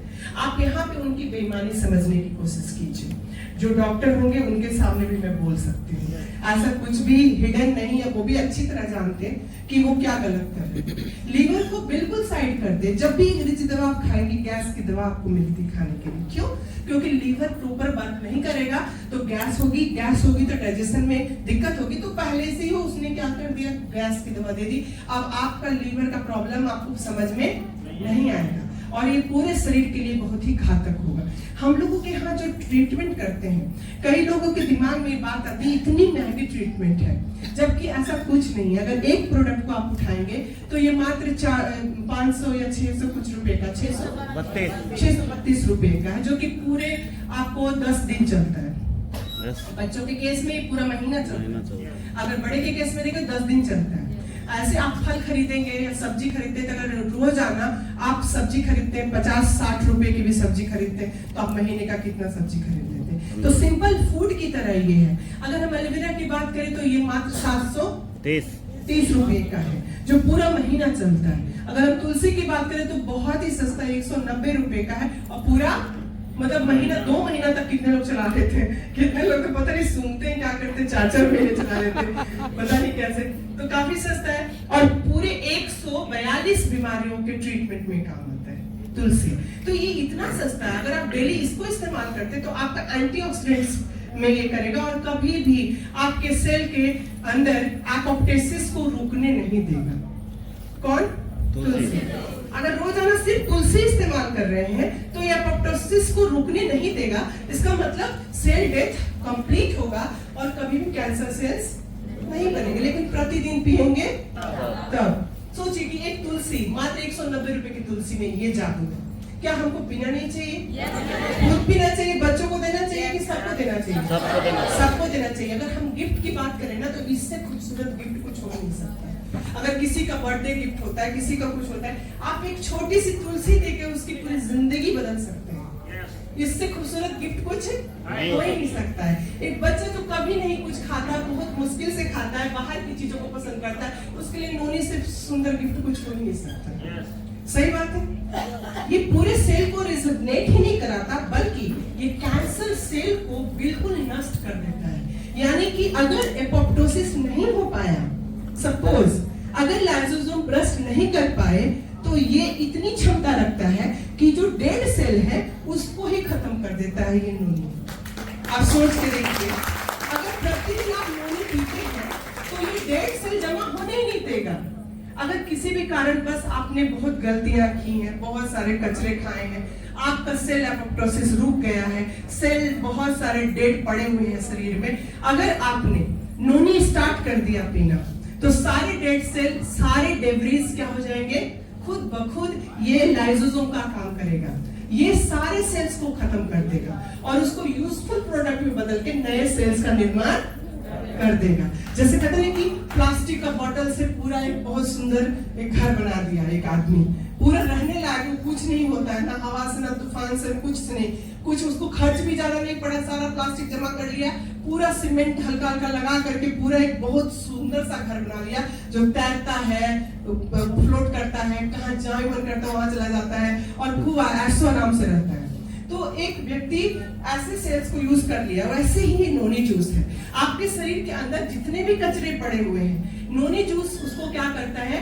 सबको खत्म करके उसका अच्छा चीज निकाल के और सेल को नए सेल्स में बदल देता है।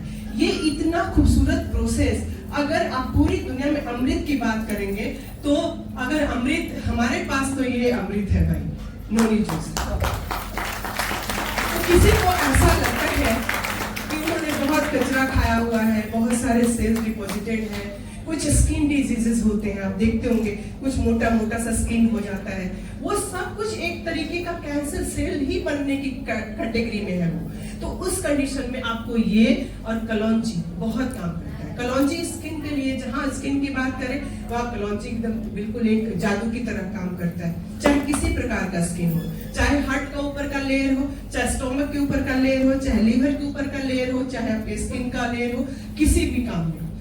हम बात कर रहे थे लीवर की। लीवर क्यों इतना इंपॉर्टेंट है और क्यों हमको सबसे पहले लीवर ट्रीटमेंट स्टार्ट करना चाहिए? उससे पहले लीवर ट्रीटमेंट में देते क्या है हम? एलोवेरा जेल, जो पूरे सेल्स के अंदर जा करके उसको क्लीन करता है, एक तरीके का डिटर्जेंट पाउडर की तरह काम करता है, हमारे एलिमेंट्री कैनाल को प्रॉपर साफ करता है और एकदम चकाचक, जैसे बर्तन धो के हम चकाचक साफ करके उसमें खाना पसंद करते हैं, तो ये एलोवेरा जेल आपके शरीर के बर्तन को चकाचक कर देता है ताकि आप नेक्स्ट मील के लिए रिफ्रेश होकर के तैयार हो जाए, आपके अंदर के पोर्स खुल जाए जिससे कि खाना इजीली एब्जॉर्ब हो जाए। तो ये काम करता है एलोवेरा जेल। बर्तन कब धोते हैं? जब गंदा होता है। तो प्रतिदिन सुबह उठ करके जो हम शरीर की सफाई करते हैं, तो सबसे पहला स्टेप सबसे अंदर की सफाई, यानी कि आंख खोले और सिरहाने में रखिए इसको, एक ढक्कन पी लीजिए। अगर साल में आपने सिर्फ 3 महीने भी इसको इस्तेमाल किए तो पूरे साल की गंदगी, ये कचरे को साफ करने के लिए सफिशिएंट है। तो लीवर ट्रीटमेंट के रूप में हम इसको 3 महीने लेते हैं। ज्यादातर कोशिश करते हैं ऐसे महीने को सिलेक्ट करते हैं जहां पे आपको बहुत ज्यादा तैलीय पदार्थ खाते हैं, तला छना इस प्रकार की। जैसे बरसात के बाद का समय, बरसात में हम बरसात का बहाना लेकर के बहुत पकौड़े खा लेते हैं, जाड़े में भी हम आलू पराठा, गोभी पराठा, तो कोन पराठा, सब पराठा करके पूरा तेल मसाला खा लेते हैं। तो हम जाड़े के बाद या बरसात के बाद इसको अगर लेते हैं या जाड़े के समय में लेते हैं तो काफी अच्छा होता है। कितने महीने? 3 महीने।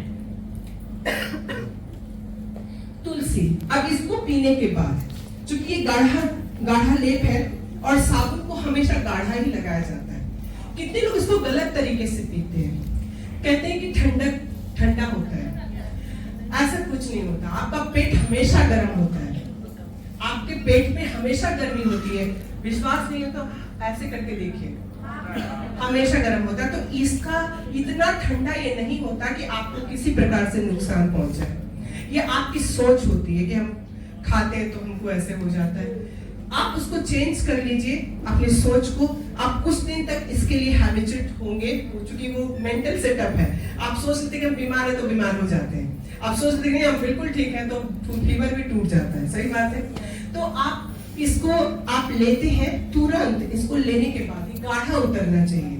इसका काम है पूरे हर जगह लग जाना। तो जब तक ये गाढ़ा नहीं होगा तब तक लगेगा नहीं। तो अंदर की नली इतनी छोटी सक्रिय होती है, जहां पे आप एक ढक्कन जब पूरा लेते हैं तो धीरे धीरे लगते पूरे आपके इंटेस्टाइन में जाकर के ये मूव कर जाता है और सब जगह क्लीन करता है। अब आपको चाहिए, अब जब बर्तन पे लगा दिया साबुन, अब आपको क्या करना है? धीरे धीरे बर्तन को धोना है। तो अब हमको आधा लीटर पानी लेना है और उसमें 10 बूंद तुलसी लेनी है, जो 7 परत अंदर जा करके पूरे क्लीन करके जितनी गंदगी कचरे को इसने साफ किया है उस सारी चीजों को, गंदगी को निकाल करके बाहर कर दे। कौन? तुलसी। तो हमको इसको कैसे पीना चाहिए? 5 मिनट के बाद। हाँ, और ये सभी जगह जाना चाहिए ना, इससे नीचे जाना चाहिए सभी जगह। कैसे जाएगा? वेपर फॉर्म में। कैसे जाएगा? वेपर फॉर्म में। हमने होने के लिए ऐसा नहीं कहा, हमने इसके लिए ऐसा नहीं कहा। इसी के लिए क्यों कहा? क्योंकि यही वो चीज है जो सभी जगह जा सकता है वेपर फॉर्म में और सारे कचरे को बाहर निकाल सकता है ये। तो इस कचरे को निकालने के लिए इसको हमको वेपर फॉर्म में करना पड़ेगा, वाष्प के रूप में, गैस के रूप में करना पड़ेगा। तो हमको टेम्परेचर थोड़ा हाई लेना पड़ेगा। आपको समझ में क्यों गर्म पानी में पीने से तुलसी ज्यादा इफेक्टिव होती है? नहीं तो सिर्फ नीचे क्लीन करके निकल जाएगी। तो आपको ब्रेन का सफाई नहीं हो पाएगा। नोजेस के अंदर यहाँ पे जो टॉन्सिल्स वगैरह यहाँ है और यहाँ पे जो आपके साइनसेस हैं वो साफ नहीं हो पाएंगे। इसलिए क्या करना, वेपर लेने के लिए बोला जाता है कि आप अगर नहीं पी रहे हैं ठीक से तो भाप लीजिए, ताकि उसका भाप जो है सभी जगह जाए। ब्रेन क्लीन हो जाएगा तो बाकी तो नीचे, यहाँ से गला से नीचे सब कुछ, ये पूरा हेड क्लीन होना चाहिए। तो इसके लिए इसको गरम पीते हैं। उसके बाद है आपको लिवो प्लस। लीवर की ट्रीटमेंट बहुत जरूरी है। लिवो प्लस के बिना कुछ भी नहीं संभव है, क्योंकि लीवर में बहुत सारे सिंथेसिस होते रहते हैं और अभी मैं आपको बताऊंगी क्यों ये मदर ऑफ ऑर्गन्स कहलाता है। तो लिवो प्लस का डोज डिपेंड करता है कितना सीवियरिटी, उसके बेसिस पे एक लेंगे, दो लेंगे, दो भी ले सकते हैं या 4 टाइम भी ले सकते हैं। लीवर कैंसर की बात आती है तो वहां पे 4 टाइम भी लेते हैं, 6 टाइम भी लेते हैं। अब ये लेने के बाद आपको कैल्शियम की भी बहुत जरूरत पड़ती है, क्योंकि आपकी बॉडी के हर एक्टिविटी के लिए कैल्शियम और विटामिन डी दोनों का एक साथ होना बहुत जरूरी है। और हमारे कैल्शियम और न्यूक्लिक डीएस में कैल्शियम और विटामिन D3 दोनों ही बहुत अच्छे तरीके से इनकॉर्पोरेट है। बायोलॉजिकली ये आपके शरीर को एडजस्ट करती है, क्योंकि ये किस प्रकार का प्रोडक्ट है? ये एक बायोडिग्रेडेबल प्रोडक्ट है जो हमारे बॉडी में ऑर्गेनिक फॉर्म में जाकर के हमारे बॉडी में एब्जॉर्ब होता है। सिंथेटिक नहीं है, केमिकल्स नहीं है, और बेसिस तो हर किसी में केमिकल के होते हैं, लेकिन लिमिटेशंस होती है कितना परसेंट, तो उसमें ये सबसे अच्छे प्रोडक्ट में जाना जाता है। तो ये लेंगे। और उसके बाद कलौंजी। अब जहां जहां टूट फूट हुई है रिपेयर करना जरूरी है, उसके लिए आपको नोनी जूस और कलौंजी की जरूरत पड़ती है। कलौंजी जो होता है ये और नोनी दोनों मिल करके आपके कितने भी खतरनाक से खतरनाक कैंसरस सेल या कोई भी चीजें जमा हो रही है उसको पूरी तरीके से यूटिलाइज कर लेते हैं और उसी से उसका शरीर का अंग बनाना शुरू कर देते हैं। तो इसलिए कलौंजी रेजोनेटिंग भी होता है अगर नोनी जूस के साथ लेते हैं तो। और यही वजह है कि आपको कभी झुर्रियां नहीं आने देता। अगर इसमें करक्यूमिन आपने ऐड कर दिया तो झुर्रियां नहीं आने देता। काफी लंबे समय तक आप जवान बने रह सकते हैं, पूरे शरीर के सेल्स आपके जवान बने रह सकते हैं, लेकिन कंटिन्यू यूज करना पड़ेगा। अब ये है त्रिफला। इसका इम्पोर्टेंट रोल इसलिए है क्योंकि काफी लंबे समय से हमने लीवर ट्रीटमेंट नहीं लिया या काफी लंबे समय से हम कचरा खाते आए, तो हमारे अंदर जो लार्ज इंटेस्टाइन होता है उसमें चिपका हुआ होता है, मल जो होता है, गंदगी जो होती है चिपकी हुई होती है, अनडाइजेस्टेड फूड इतने चिपक जाते हैं और इतने सॉलिड हो जाते हैं जैसे जंग जैसे लग जाता है वैसे टाइप का, और चिपक के सूख जाता है। उसको खरोच खरोच के ये त्रिफला जो है आपके शरीर से निकाल देता है। कई लोग बस शिकायत करते हैं कि हमने लीवर ट्रीटमेंट लिया, अभी तो पूरा लैट्रिन हो रहा है, बहुत ज्यादा परेशान हो गए हैं, दिन में 2 बार 3 बार जा रहे हैं। तो आप जरा सोच के देखिए कि ऐसा क्यों हो रहा है, क्योंकि आपके अंदर कचरा ज्यादा जमा हुआ था और वो कचरा जो है धीरे धीरे सब निकल रहा है। तो आपको थोड़े थोड़े करके निकलेगा, बहुत अचानक से एक बार में निकल जाएगा तो आप जिंदा नहीं रहेंगे। तो इसलिए वो थोड़े थोड़े करके निकलेगा। आप घर की सफाई करते हैं, अचानक से एक दिन में कर देते हैं? नहीं करते। कभी एक रूम करते हैं, फिर वो उधर करते हैं, फिर अलमीरा करते हैं, फिर करते हैं। वैसे ही आपके एक पार्ट से वो धीरे धीरे खरोच खरोच करके पहला लेयर, दूसरा लेयर, तीसरा लेयर ऐसे करके वो निकालता है। और इसीलिए हम लोग किसी को भी कहते हैं कि कभी कॉन्स्टिपेशन हो चाहे नहीं हो, हम लोग अब लीवर ट्रीटमेंट में त्रिफला जब से आया तब से हमने उसको इंक्लूड करना शुरू कर दिया। तो लोग सोचते बहुत दवा पड़ गया, इतना दवा हो गया, लेकिन आज आपको ये बात समझ में आ रही है जितने लोग बैठे हैं कि ये सब का एक इम्पॉर्टेंट रोल है और इसके बिना लिवर ट्रीटमेंट संभव नहीं है। अगर किसी को फीवर आ रहा है तो यहाँ पे फिर गिलोय भी हमको इसमें इंक्लूड करना पड़ेगा और नीम भी इंक्लूड करना पड़ेगा, क्योंकि इन्फेक्शन से लड़ने के लिए हमको गिलोय और नीम, कहते हैं ना गिलोय नीम चढ़ी गिलोय, आपने सुना है नीम चढ़ी गिलोय बहुत अच्छी होती है।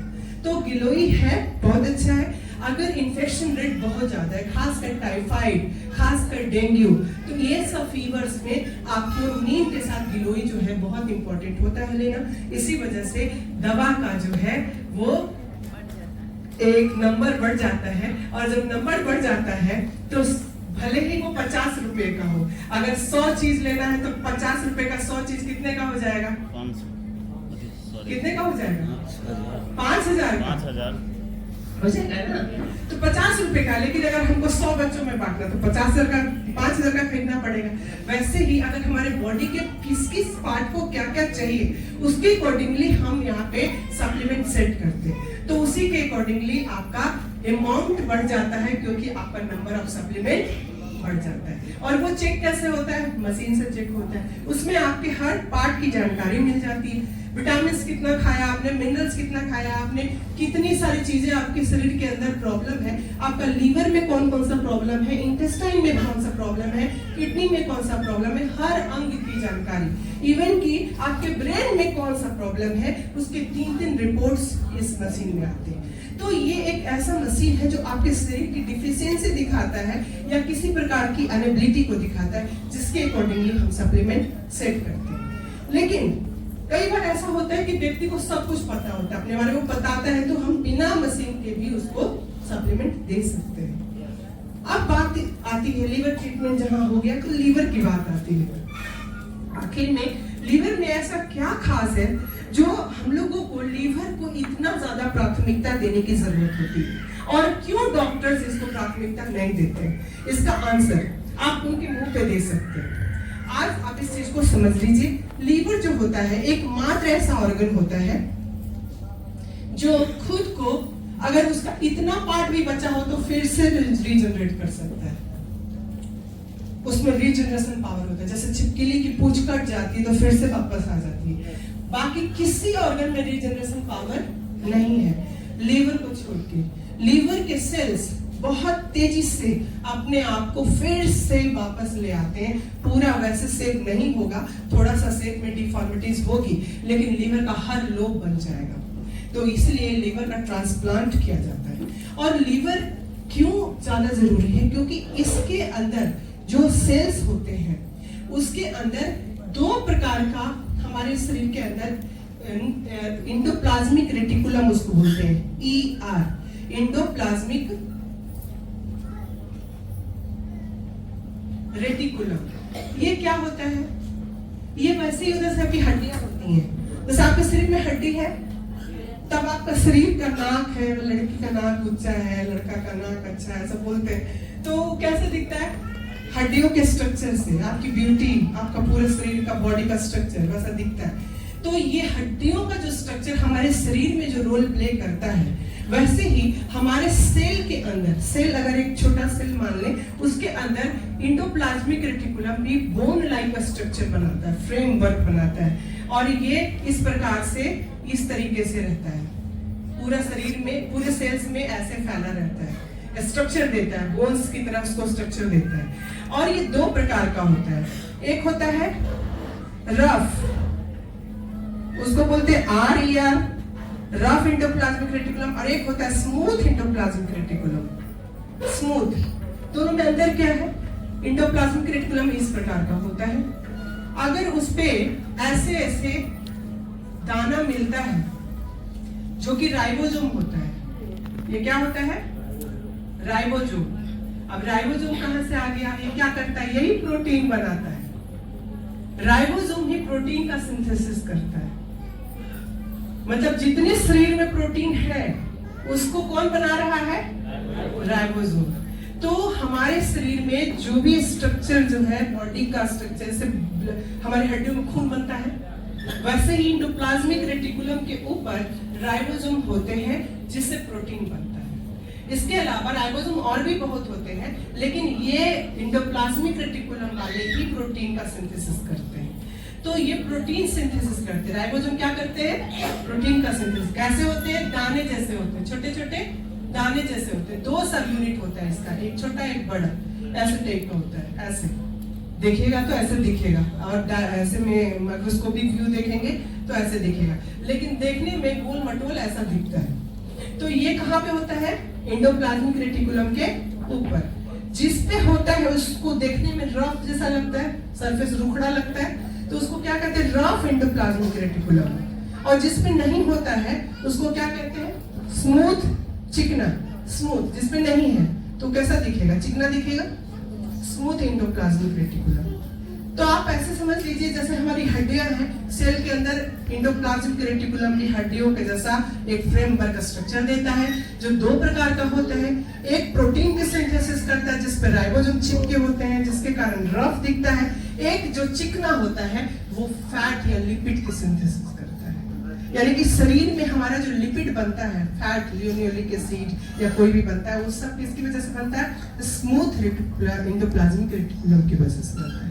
ये इंपॉर्टेंट क्यों है भाई? लीवर इतना इंपॉर्टेंट क्यों है? क्योंकि एकमात्र पूरे शरीर के ऑर्गन में एक लीवर का SER यानी स्मूथ इंडोप्लाज्मिक रेटिकुलम ऐसा होता है जो पूरे शरीर के जहर को खत्म कर सकता है। बहुत ही इंपॉर्टेंट क्वेश्चन है, बायोलॉजी का 10th क्लास का ये क्वेश्चन है कि पूरे शरीर में कौन सा SER जो है पूरे शरीर के डिटॉक्सिफिकेशन का रोल प्ले करता है। तो कहाँ होता है वो? लीवर में। ऐसे तो पूरे शरीर में सेल्स भरे हुए हैं, हर सेल्स में इंडोप्लाज्मिक रेटिकुलम होते हैं, और हर सेल्स के अंदर दोनों प्रकार के इंडोप्लाज्मिक रेटिकुलम होते हैं, रफ भी होते हैं, स्मूथ भी होते हैं। लेकिन पूरे शरीर के सेल्स में कहीं भी किसी ऑर्गन में वो स्मूथ इंडोप्लाज्मिक रेटिकुलम नहीं होता जो पूरे शरीर के जहर को खत्म कर सके। और यही वजह है कि हम ज्यादा जब बीपी की दवा खाते हैं, ज्यादा शुगर की दवा खाते हैं, या ज्यादा किसी प्रकार का मेडिकेशन खाते हैं, तो सबसे खतरनाक असर किस पे पड़ता है? लीवर पे। और लीवर काला हो जाता है, लिवर सिरोसिस हो जाता है। और अगर लीवर से बात नहीं बनी तो लीवर मतलब नहीं कर पाया, अब उसके ये से बाहर हो गया, तो ब्लड में चला जाता है। ब्लड में जाने के बाद वो हार्ट को अफेक्ट करेगा, और हार्ट के बाद सीधा किस पे प्रभाव डालेगा? किडनी पे। तो किडनी पे जब प्रभाव डालता है तो किडनी, लीवर तो अपने आप को रीजनरेट करता रहता है, इसलिए लीवर बच जाता है। और वो बार बार आप फ्रूट वगैरह खा लेते हैं तो थोड़ा तुरंत अपने आप को वो जल्दी माँ होती है जल्दी माफ कर देती है। तो वैसे ही लीवर खुद को रिजनरेट भी कर लेता है और जल्दी से अपने आप को संतुलित भी कर लेता है। थोड़ा बीमार होता है तो भी अपने आप को संतुलित कर लेता है, इसलिए उसको माँ के समान कहा गया है। लेकिन किडनी के साथ ऐसा नहीं होता। किडनी का कोई भी सेल रीजनरेटिव होता ही नहीं है। पूरे शरीर में 2 सेल्स ऐसे हैं बहुत खतरनाक, ब्रेन सेल्स, नर्व सेल्स और किडनी के सेल्स, जो कभी रीजनरेट नहीं होते। अगर किसी में वो क्षमता है तो सिर्फ और सिर्फ किसमें? लीवर में और हमारे हर्बल सप्लीमेंट में। सिर्फ और सिर्फ हर्बल सप्लीमेंट्स में ये जादू है कि वो न्यूरॉन्स को भी न्यू कर सकता है, जिसका आपके पास बहुत सारे प्रमाण हैं। आपके बहुत सारे पेशेंट्स हैं न्यूरो के जो आज स्वस्थ होकर बैठे होंगे यहाँ पे, कुछ पेशेंट अभी भी होंगे। बहुत सारे पेशेंट्स ऐसे हैं जो 3-3 साल 7-7 साल पैरालिसिस अटैक से मतलब निजात पा करके आज वो एक अच्छी जिंदगी जी रहे हैं।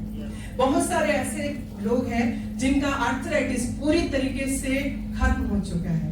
मैं ऐसे लोगों को जो यहाँ से बिल्कुल क्योर हुए हैं, वो लोग प्लीज अपनी सीट पे खड़े हो जाए, अपनी जगह पे खड़े जो यहाँ से पूरी तरीके से क्योर हुए हैं, चाहे वो किसी बीमारी से क्योर हुए हो, चाहे वो आर्थराइटिस से, इंक्लूडेड मी, मैं भी। और जो लोग आज पहली बार आए हैं वो इन लोगों को देखें, इस चीज को क्यों अपनाया, ये बिजनेस इसको क्यों अपनी जिंदगी में आत्मसात किया। इसके पीछे रीजन यही है कि क्योंकि आज जितने लोग खड़े हैं ये कभी भी किसी भी प्रकार से बाहर की दवा नहीं इस्तेमाल करते। ये हमारे प्रोडक्ट को सीखते हैं और सीख करके उसको अपने घर में, अपने लोगों पे, अपने परिवार पे इस्तेमाल करके और डॉक्टरों से दूर रहते हैं। बैठ जाइए, इन लोगों के लिए जोरदार तालियां होनी चाहिए। फिलहाल हम इस बात को अब समझ चुके होंगे कि लीवर क्यों इतना इम्पोर्टेंट है और क्यों हमको लीवर ट्रीटमेंट बहुत ज्यादा जरूरी है। अगर लीवर ठीक हो गया तो जितनी जहरीली चीजें हम खा रहे हैं उसको वो नष्ट कर देगा और हम स्वस्थ हो जाएंगे। तो सबसे पहले प्रति वर्ष हमको अपने लीवर को रीजनरेट करने की जरूरत होती है, इसीलिए लीवर ट्रीटमेंट बहुत बहुत बहुत इंपॉर्टेंट है। अगर आपने प्रति वर्ष अपने लीवर को रीजनरेट किया, लीवर ट्रीटमेंट लिया, चाहे आप स्वस्थ ही क्यों ना हो, अगर आपने लिया तो आपकी आयु कम से कम 10 से 20 साल बढ़ जाएगी और वो ऐसी जिंदगी होगी जिसको आप खुशी पूर्वक व्यतीत करेंगे। अब यहाँ पे हम कैंसर की बात कर रहे थे, तो कैंसर से पहले हम इम्यून सिस्टम को देखते हैं। इम्यून सिस्टम के लिए कौन कौन सी चीजें हमारे सप्लीमेंट में आती हैं, जिसमें सबसे पहला आपको कैल्शियम है। अगर आपने कैल्शियम D3 आपने लिया तो आपके शरीर का हर वो फंक्शन जो आप किसी भी प्रकार करते हैं, movement, any type of movement, चाहे पलक का झपकाना, चाहे सिर का हिलाना, चाहे आपके हृदय का स्पंदन ही जो आपको दिखता नहीं है लेकिन होता है, चाहे वो पल्स क्यों ना हो, वो सब कुछ किसके कंट्रोल में होता है? कैल्शियम के कंट्रोल में, विटामिन D3 के कंट्रोल में। तो इसका तो सर्वोपरि, आप पूरे सेल्स को एक्टिव करना है तो आपको कैल्शियम लेना पड़ेगा। और अगर आप बीमार होते हैं तो हड्डियों में से कैल्शियम ऐसे जैसे बाल्टी से निकाल के पानी फेंकते हैं ना, वैसे आपकी हड्डियों से कैल्शियम निकलता रहता है और आपके शरीर के लिए यूज होता रहता है, लड़ने के लिए यूज होता रहता है। जितने भी वायरल बैक्टीरियल इन्फेक्शन उनसे लड़ता रहता है। शरीर के अंदर बहुत सारे ऐसी चीजें जिससे वो लड़ता रहता है और उस लड़ाई में ये बाल्टी भर के जैसे फेंक देते हैं ना पानी, वैसे ये हड्डियों से निकल जाता है। चाहे वो बच्चा जन्मने की प्रक्रिया हो, यानी 9 महीने माँ अपने पेट में बच्चे को रखती है, उसमें भी वो उसी प्रकार निकलता है, और हम बीमार पड़ते हैं तो भी उसी प्रकार निकलता है। इसीलिए इसका डोज जब हम बीमार होते हैं तो उसको बढ़ा देने की जरूरत पड़ती है। यानी कि जो कैल्शियम आप सुबह शाम लिया करते हैं उसको आप 2-2 करके 3 टाइम ले सकते हैं, क्योंकि उस वक्त कैल्शियम और D3 का इंटेक जो है बहुत ज्यादा करना पड़ेगा, क्योंकि आपका शरीर में प्रति क्षण कैल्शियम क्या हो रहा है? खत्म हो रहा है, बह रहा है, वो आपके शरीर में यूज हो रहा है। तो उसका जितना ज्यादा यूज होगा उतना ज्यादा बढ़ाएंगे। कभी प्यास बहुत लगती है तो बहुत पानी पीते हैं, प्यास नहीं लगती ठंड में ज्यादा तो कम पानी पीते हैं। वैसे ही अगर हमारे शरीर को जरूरत पड़ती है तो हमको बहुत ज्यादा कैल्शियम लेना पड़ता है। तो ये हो गया कैल्शियम। दूसरा है हमारी मतलब जिस वक्त कोरोना आया था उस वक्त हमारे मतलब ARL वैदिक आयुर्वेद को एक गिफ्ट मिला था, हमारे डिस्ट्रीब्यूटर्स को एक गिफ्ट मिला था। वो क्या था? इम्यूनोसील। ये एक ऐसा प्रोडक्ट है जो अकेले बहुत सारे इम्यून सिस्टम के सेल्स को रिजोनेट करा करके उसको किसी भी प्रकार की इम्यूनिटी के दौर से गुजरने के लिए तैयार करता था इम्यूनोसील्ड। अगर हम बात करते हैं इम्यूनोसील्ड की तो इसकी कुछ लिमिटेशंस भी हैं। जैसे इम्यूनोसील्ड बहुत ज्यादा मतलब कि सब चीज को मिला दिया तो पावर क्या हो जाता है, थोड़ा बढ़ जाता है। लेकिन हमको अगर कोई बहुत ज्यादा केस क्रिटिकल है वहां पे हम इसको इस्तेमाल बेधड़क कर सकते हैं। लेकिन अगर क्रिटिकल केस नहीं है तो हम इसको एकदम से इस्तेमाल ना करके इसको हफ्ते में एक बार ले सकते हैं, है ना। हफ्ते में एक दिन इसको ले ले। जैसे तो हम विटामिन डी का 60,000 का लेते तो हफ्ते में कभी कभी एक बार लेते हैं, वैसे ही इसको हम हफ्ते में एक बार ले सकते हैं नॉर्मल केसेस में। लेकिन जब इमरजेंसी है तो ये सुबह शाम दोपहर तीनों टाइम एक एक करके चल सकता है। अगर हम इम्यूनिटी की बात करते हैं तो बात आती है अभी जैसे आप देख रहे होंगे वायरल इन्फेक्शंस में कोरोना के समय में हमें और भी बहुत सारे गिफ्ट मिले, जिसमें आपको मुलेठी हो गया, सिनेमन एंड क्लोव हो गया, जिंजोपीप हो गया। ये 3 और भी गिफ्ट थे जो कि कफ एक्सप्लोरेटेंट के नाम से इसको आप जान सकते हैं। कफ एक्सप्लोरेटेंट क्या होता है? अक्सर जब हम बीमार पड़ते हैं हमारे शरीर में युद्ध होता रहता है, जब इतना ज्यादा हमारा सेल्स लड़ता रहता है और वो थूक खखार के रूप में, आप देखते हो नेटा के रूप में या खखार के रूप में, आपके कफ के रूप में छाती में क्या होता है, जमा हो जाता है। वो लड़ाई करता है, ज्यादातर वहां तो हम सांस से ही बैक्टीरिया वायरसेस जाते हैं तो लड़ाई करता है। आपके यहाँ सब जगह टॉन्सिल्स बन जाते हैं, लेकिन लड़ने के बाद जो सबसे ज्यादा फ्लो होता है वो लंग्स में होता है। लंग्स में ही ज्यादा झगड़े, ज्यादा लड़ाइयां होती हैं और इसकी वजह से लंग्स में सबसे ज्यादा मवाद बनता है।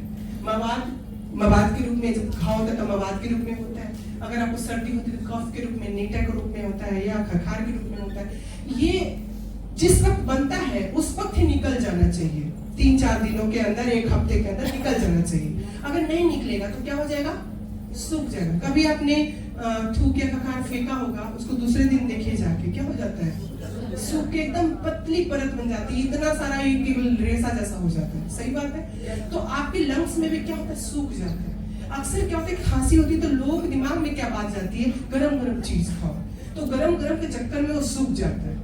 आपको मुलेठी, जिंजोपीप और सिनेमन क्या करता है, अगर आपको फीवर लगा, आपको खांसी हो गई, 2 दिन बाद 3 दिन बाद खांसी हो गई, तो आपको इसको कंटिन्यू सुबह दोपहर शाम 2-2 कैप्सूल करके खाना चाहिए। क्यों?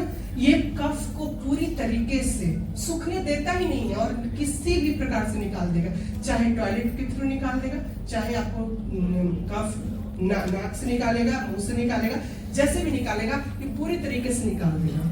तो ये बहुत इंपॉर्टेंट है। इसमें हर का अपना अपना काम है। जैसे मुलेठी आपके गले को क्या करता है, सॉफ्ट करता है, सूद करता है। गले में अगर खराश होती है तो मुलेठी की लकड़ी चबाई जाती है, चूसी जाती है। उसी प्रकार मुलेठी आप खाते हैं तो आपको गले में खराश नहीं होने देता, गले में रगड़ नहीं होता, खांसते खांसते आपको गला सूख जाता है तो कभी कभी छिल जाता है, वो चीज ये होने नहीं देता। और साथ साथ में मॉइस्चर बनाए रखता है जिससे कि कफ सूखता नहीं है। और कफ सूखता नहीं है तो जिंजोपेप इसमें है, गोलकी पेपर होता है और जिंजर मतलब अदरक। ये दोनों जो है एक तरीके का एक बहुत बड़ा कैटलिस्ट का काम करता है, जिसकी वजह से जो कुछ भी वहां पे इन्वॉल्वमेंट ये हुआ है वो कफ का जो भी सिचुएशन है उसको वो कंट्रोल करके उस पे क्या करता है, इम्यूनिटी को हावी करके और उसको सूखने नहीं देता है इम्यूनिटी, और साथ साथ में उसको एक्सप्लोर करता है। एक तरीके आपको जैसे खांसी आती है तब निकल जाता है मुंह से या नाक से, नेटा छींकने से निकल जाता है, तो वो एक ऐसा कैटलिस्ट का काम करता है जो उसको बाहर फेंक सके। और सिनेमन एंड क्लोव ये गर्मी बनाए रखता है, यानी कि आपको अंदर शरीर में जितनी गर्मी, लौंग वगैरह खाते हैं तो क्या होता है, गर्मी बनी रहती है अंदर शरीर में। सिनेमन क्या होता है, वो मीठी दालचीनी, आप दालचीनी भी चूसते हैं, उससे भी नमी बनी रहती है, गर्मी बनी रहती है शरीर में, ये सब गरम मसाले में आता है। तो ये तीनों चीजों का जो तीनों दवाइयां, तीनों सप्लीमेंट है, ये सब मिल करके एक बहुत अच्छा कफ एक्सप्लोरेटेंट का काम करता है, जिसमें आपको किसी भी खांसी के सिरप लेने की जरूरत नहीं पड़ती और ना ही उसका साइड इफेक्ट झेलने की जरूरत पड़ती है। यानी कि आप कफ सिरप लेते हैं तो सो जाते हैं, नींद आ जाती है बहुत जल्दी, नींद आती है तो आप रेस्ट में चले जाते हैं, तो ये चीज इससे नहीं होगी, आप एक्टिव भी बने रहेंगे और आपका खांसी वो सूखने नहीं देगा, सारी जो जितनी भी इन्फेक्शंस है वो सब बाहर निकल जाते हैं। तो इसमें थोड़ा टाइम लगता है, लेकिन इसको ये परमानेंट ट्रीटमेंट है। और अगर कोई ये तीनों यूज करता है तो उसको दमा कभी हो ही नहीं सकता, क्योंकि लंग्स में जब सूखा हुआ कोई भी चीज रहेगा ही नहीं तो लंग्स बिल्कुल क्लीन रहेगा, और लंग्स क्लीन रहेगा तो किसी भी प्रकार से कोई भी चीज उसको पिंच नहीं करेगी, और पिंच नहीं करेगी तो दमा उखड़ेगा ही नहीं। तो ये दमा के लिए भी हम लोग इसको बहुत अच्छे से यूज करते हैं। तो इम्यूनिटी में ये तीनों बहुत इंपॉर्टेंट रोल प्ले करते हैं। और त्रिफला यहाँ भी मैंने रखा है। पेट अगर स्वस्थ रहेगा तो कचरा जमा नहीं होगा, कचरा जमा नहीं होगा तो बेवजह अगर मान लेते हैं यहाँ पे कचरा रख दिए तो यहाँ पे बदबू आने लगती है, कुछ समय में आने लगेगी ना। अगर मान लेते हैं हम कुछ नहीं, अब संतरा खाए बहुत फ्रेश, यहाँ पे छिलका छोड़ दिया, फिर वैसे ही रह गया, कुछ दिनों तक वो क्या हो जाएगा, सड़ जाएगा। सड़ जाएगा तो वहाँ पे बहुत सारी मक्खी, छोटी छोटी मक्खियां, बहुत तरह के बैक्टीरिया, वायरसेस, फंगस लगना शुरू हो जाएगा। उसी प्रकार अगर हमारे एलिमेंट्री कैनाल में कहीं भी कचरा जमा है तो हमारे बॉडी में अननेसेसरी बहुत सारे कचरे को खाने के लिए, उस बेस्ट को ये करने के लिए बैक्टीरिया अट्रैक्ट होंगे, वायरसेस अट्रैक्ट होंगे, फंगस अट्रैक्ट होंगे। इसीलिए त्रिफला किसी भी इम्यून सिस्टम के केस में, चाहे वो फीवर ही क्यों ना हो, हम उसको देते हैं। ये कंपल्सरी है, और इसको देने के बाद हमारे रिजल्ट्स बहुत ज्यादा इनहेंस हो गए। तो आप इसको कभी भी किसी भी इन्फेक्शन में, चाहे खांसी ही क्यों ना हो, त्रिफला यूज कर सकते हैं। ये हो गया। उसके बाद है गिलोय, इंपॉर्टेंट है। ये आपके ब्लड प्लेटलेट्स को बड़ी तेजी से बढ़ाता ही नहीं है, बल्कि आपके हार्ट रेट को भी कंट्रोल करता है, आपके पल्स रेट को भी कंट्रोल करता है। गिलोय हम सोचते हैं खाली फीवर को कम करता है, नहीं, ये आपके बॉडी के हर सिस्टम को सामान्य करने की कोशिश करता है, जो आपके शरीर को संतुलित करती है। इसलिए गिलोय जो है व्हाइट ब्लड सेल्स WBC को बहुत तेजी से बढ़ाने के कारण गिलोय का बहुत इंपॉर्टेंट इसमें रोल प्ले होता है, जो इम्यूनिटी को स्ट्रॉन्ग करती है। तुलसी कैप्सूल अगेन, अगर आपके पास जिंजोपेपुलिटी और सिनेमन नहीं हो सपोज, तो अकेले तुलसी वो तीनों का काम कर देती है। आपको पता है ये तुलसी चाहे ड्रॉप में हो चाहे इसमें हो, ये 150 बीमारियों के काम में आती है, जिसमें कि हर प्रकार का कैंसर, हर प्रकार की खांसी, हर प्रकार का दमा, हर प्रकार की स्किन इन्फेक्शंस, या किसी भी प्रकार से आपको आर्थराइटिस वगैरह में भी बहुत कम करता है। तो आप सोचे तुलसी कैप्सूल एक ऐसा ये आपको तुलसी ड्रॉप और इसमें दो एक अंतर है। जैसे तुलसी ड्रॉप क्या करते हैं, ये पूरे जगह फैल करके भाप बन के सारी गंदगी को निकाल देता है, उसका वो काम है। खांसी उसी में बहुत ज्यादा इम्पैक्ट नहीं करता। खांसी में फिर आपको क्या लेना पड़ेगा, तुलसी कैप्सूल, बहुत इंपॉर्टेंट है। फीवर में तुलसी कैप्सूल, किसी तरह का बहुत हड्डी बुखार बोलते हैं, हड्डी बुखार हो जाता है, उसमें तुलसी कैप्सूल बहुत काम करता है। और इसको हम 3-2-3 के डोज में यूज कर सकते हैं, सबसे अच्छी बात है। जैसे कलौंजी को हम कभी भी 3-2-3 के डोज में यूज करते हैं, नहीं करते। क्यों? क्योंकि वो एक कैटलिस्ट का काम करता है, उसका थोड़ा सा पार्ट ही आपके लिए बहुत जरूरी था, लेकिन इसको हम 3-2-3 में यूज कर सकते हैं। गुगलू को हम 3-2-3 में यूज करते हैं, फ्लैक्स को हम 3-2-3 में यूज करते हैं। तो ये इम्यून सिस्टम की बात हो गई। यहाँ लीवर की बात हुई, बहुत इंपॉर्टेंट है, हर किसी के लिए इंपॉर्टेंट है। और साल में एक बार 3 महीनों का लीवर ट्रीटमेंट, ये आपके जिंदगी के अच्छे दिनों को न सिर्फ लाएगा, बल्कि आपके अंदर के जिन सेगमेंट्स को भी बहुत अच्छा हाईली मतलब क्वालिफाई करेगा, जिसकी वजह से आपका अंदर का पूरा ग्रोथ जो है बहुत अच्छा होगा। अब ये है कैंसर सेल्स की। सबसे पहले क्या रखा है, गुगलू। गुगलू हमारे शरीर में बेस्टस रिमूवल का काम करता है, कैंसर सेल को भी पूरी तरीके से नष्ट कर देता है।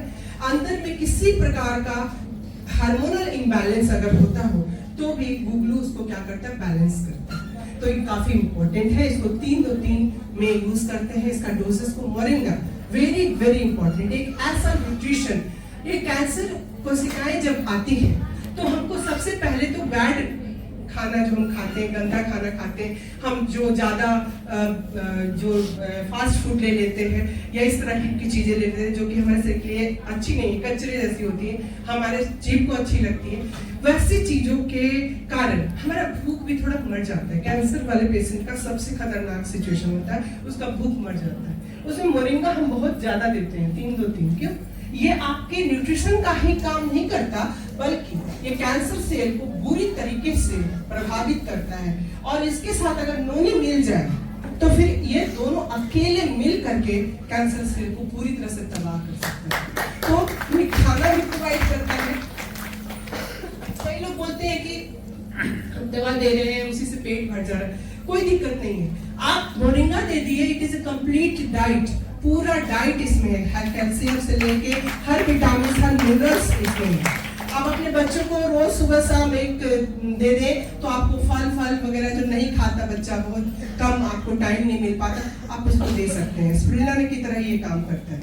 तो ये हो गया। फिर उसके बाद है नीम। नीम बहुत इंपॉर्टेंट है। हम बात करते हैं, मैंने अपने स्टडी की बात की तो मैं कैंसर सेल पे ही मेरा मेन रिसर्च था। और कैंसर सेल में हम लोग को 2 प्लांट के एक्सट्रैक्ट दिए गए थे, जिसमें एक लिसोड़ा जानते हैं? लिसोड़ा, उसका जूस था, उसका रस था, एक्सट्रैक्ट था, और नीम का एक्सट्रैक्ट था। इन दोनों का कंपैरिजन करना था कि human cells HL60, human lymphoma cell, lymphoma एक कैंसर है और लिम्फेटिक सेल्स का कैंसर है, इम्यून सिस्टम का कैंसर है, HL60 बोलते हैं इसको। तो ये कैंसर सेल पे ये नीम और लिसोड़ा का एक्सट्रैक्ट कैसे काम करता है, कितना ज्यादा काम करता है। तो इतना अच्छा इसका इफेक्ट आया था, मतलब ये करीब 100 गुना ज्यादा कारगर है लिकस स्पेरा से, मतलब वो लिसोड़ा जो बोलते हैं उससे बहुत ज्यादा कारगर है। तो नीम, अगर हम कैंसर में नीम ना दें तो ये हमारी बेवकूफी है। इसलिए नीम हम किसी भी प्रकार के कैंसर में देते हैं, चाहे वो ब्रेस्ट कैंसर हो, चाहे वो बोन कैंसर हो, या किसी प्रकार का कैंसर हो, माउथ कैंसर ही क्यों ना हो, किसी प्रकार के कैंसर में हम इसको देते हैं। कलौंजी, आपको पता है कलौंजी और इसका नोनी का भी हमने कॉम्बिनेशंस बता दिया, बहुत इंपॉर्टेंट है। और ये किसी भी प्रकार के स्किन से रिलेटेड हर चीज को स्वस्थ करके रिन्यू कर देता है। अश्वगंधा क्या होता है? ये एक प्रकार का हमारे बॉडी में एडेप्टोजेनिक हर्ब की तरह काम करता है। हम जैसे जैसे छोटे से बड़े होते जाते हैं, हमारे सेल्स भी जो होते हैं थोड़े वृद्ध होते जाते हैं, उनकी कैपेसिटी घटती जाती है। अश्वगंधा क्या करता है? ये उसकी कैपेसिटी बढ़ा देता है और उसको ये एहसास नहीं होने देता कि आप बड़े हो गए, यानी कि उसके अंदर के कैटालिटिक चेंज को स्लो कर देता है, उस प्रोसेस को स्लो कर देता है, जिसको एंटी एजिंग कहते हैं, मतलब बुढ़ापे को स्लो कर देता है। कौन? अश्वगंधा।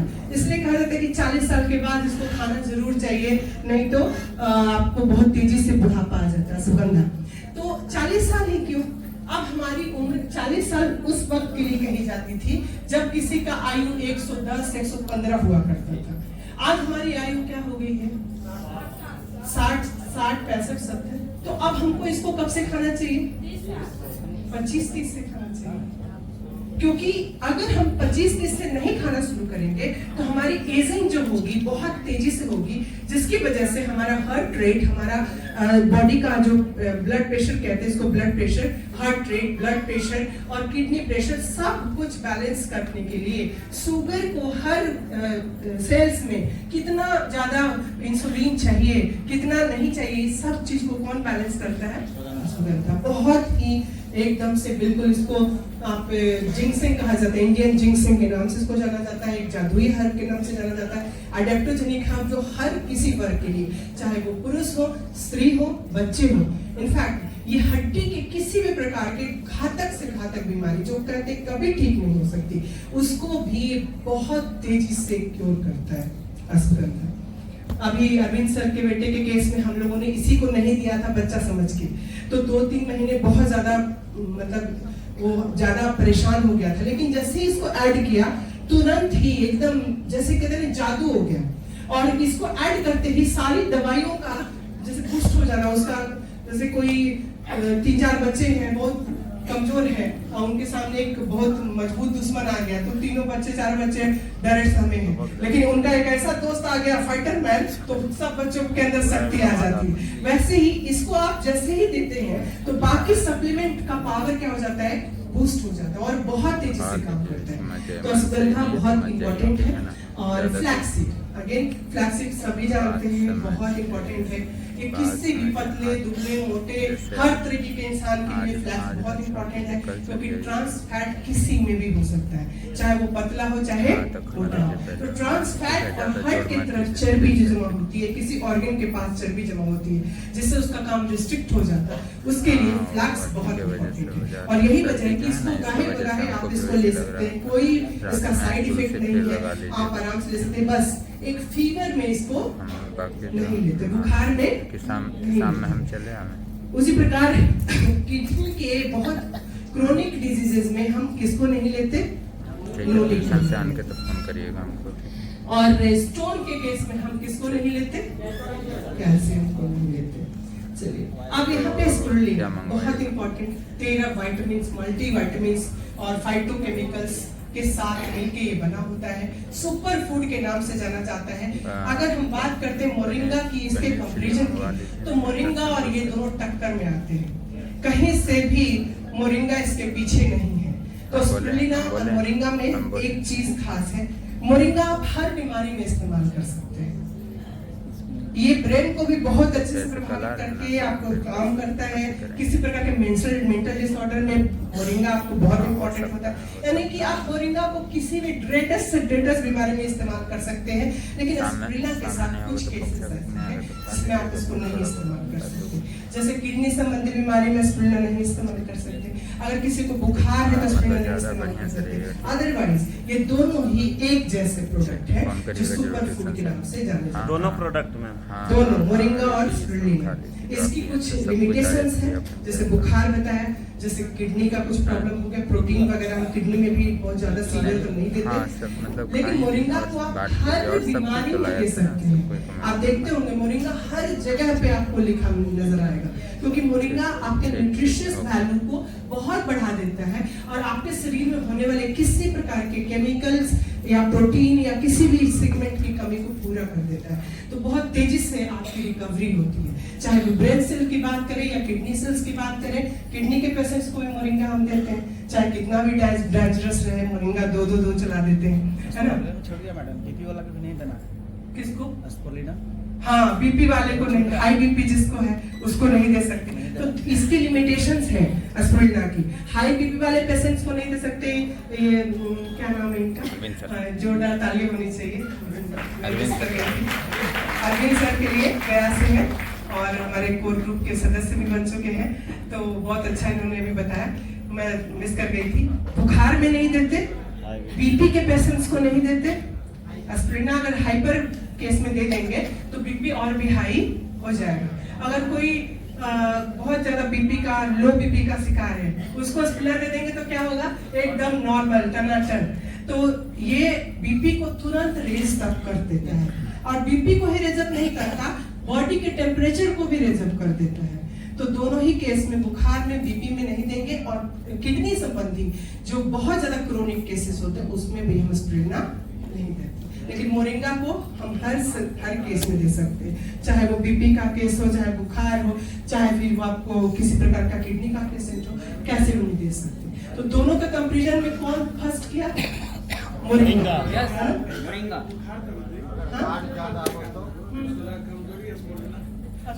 और बुखार बढ़ जाएगा। हाँ, रात में भी नहीं देते। हाँ, स्पिरुलिना के साथ एक और बड़ी प्रॉब्लम है भाई, आपको अगर रात में आप खा लिए तो फिर आपकी नींद उड़ जाएगी, आपको नींद ही नहीं आएगी, इतना ज्यादा एनर्जी भर देगा कि आपको नींद ही नहीं आएगी। तो ये सारी चीजें हमको जानना जरूरी है, जब लिमिटेशन ज्यादा जानना जरूरी है। अभी हम लोग कितने सारे लिमिटेशंस एक बार रिकॉल कर ले। मोनी जूस किसको नहीं देंगे? किडनी पेशेंट को नहीं देंगे, है ना, क्रोनिक डिजीजेस में, और डायबिटीज वाले को भी, क्योंकि काफी शुगर का उसमें मात्रा होता है, डायबिटीज वाले को अवॉइड करते हैं। अब है स्पिरुलिना, किसको किसको नहीं देंगे? बीपी पेशेंट को, हाई बीपी वाले को नहीं देना, नहीं देंगे, किडनी पेशेंट को नहीं देना, किडनी पेशेंट को नहीं देंगे, जिसको बुखार है नहीं देंगे, और रात में नहीं देंगे। अगर स्पिरुलिना किसी को देते हैं तो सुबह दीजिए और दोपहर में दीजिए, रात में उसको मत दीजिए। लिख देते हैं हम लोग, सुबह और दोपहर। हाँ, अगर किसी को जो रात में ड्राइविंग करते हैं या बच्चे पढ़ाई करते हैं रात ही में पढ़ते हैं तो उनको हम एस्पिरिन दे सकते हैं, फिर वो नींद की जो प्रॉब्लम है वो खत्म हो जाएगी। तो इस प्रकार हमने अभी 3 चीजों को देखा जिसमें लीवर समझ में आया हमें कि लीवर क्यों इम्पोर्टेंट है, वो क्यों अलग है सारे ऑर्गन से, क्यों अलग है, कौन सा एंडोप्लाज्मिक रेटिकुलम है इसमें, स्मूथ एंडोप्लाज्मिक रेटिकुलम। लीवर में लीवर का स्मूथ एंडोप्लाज्मिक रेटिकुलम चिकना वाला जो हड्डी है, हड्डी मान लीजिए उसको, फ्रेमवर्क मान लीजिए, तो चिकना वाला फ्रेमवर्क है। एकमात्र लीवर में ही ऐसा फ्रेमवर्क है चिकना वाला जो सारे जहर को क्या कर सकता है, खत्म कर सकता है, डिटॉक्सिफिकेशन कर सकता है। ठीक है, तो लीवर के बारे में हमने देख लिया, इम्यूनिटी के बारे में देख लिया, कैंसरस सेल्स के प्रोडक्ट्स देखे। आपको ये सब देख करके आपको क्या लगता है कि क्या किसी भी क्रोनिक बीमारी को खत्म नहीं किया जा सकता? तो डॉक्टर्स को जवाब दे सकते हैं? दे सकते हैं, बिल्कुल खुल के दे सकते हैं। और ये भी बता सकते हैं कि आप कितनी बड़ी चीटिंग करते हैं। सबसे पहले जो सबसे इंपॉर्टेंट ऑर्गन लीवर है उसको ही आप ध्यान नहीं देते, उसी को किल करने के चक्कर में रहते हैं ताकि लीवर का कंट्रोल खत्म, बाकी सारी बीमारी शुरू और उनकी दवाइयां शुरू। तो आप हमेशा स्वस्थ रहिए, निरोग रहिए, हमेशा इस प्रकार हमसे जुड़े रहिए और इस प्रकार की जो ट्रेनिंग्स होती है उसमें जरूर आया कीजिए ताकि आपके बहुत सारे पैसे ही नहीं बल्कि आपके परिवार के सदस्य भी बच जाए। इसी के साथ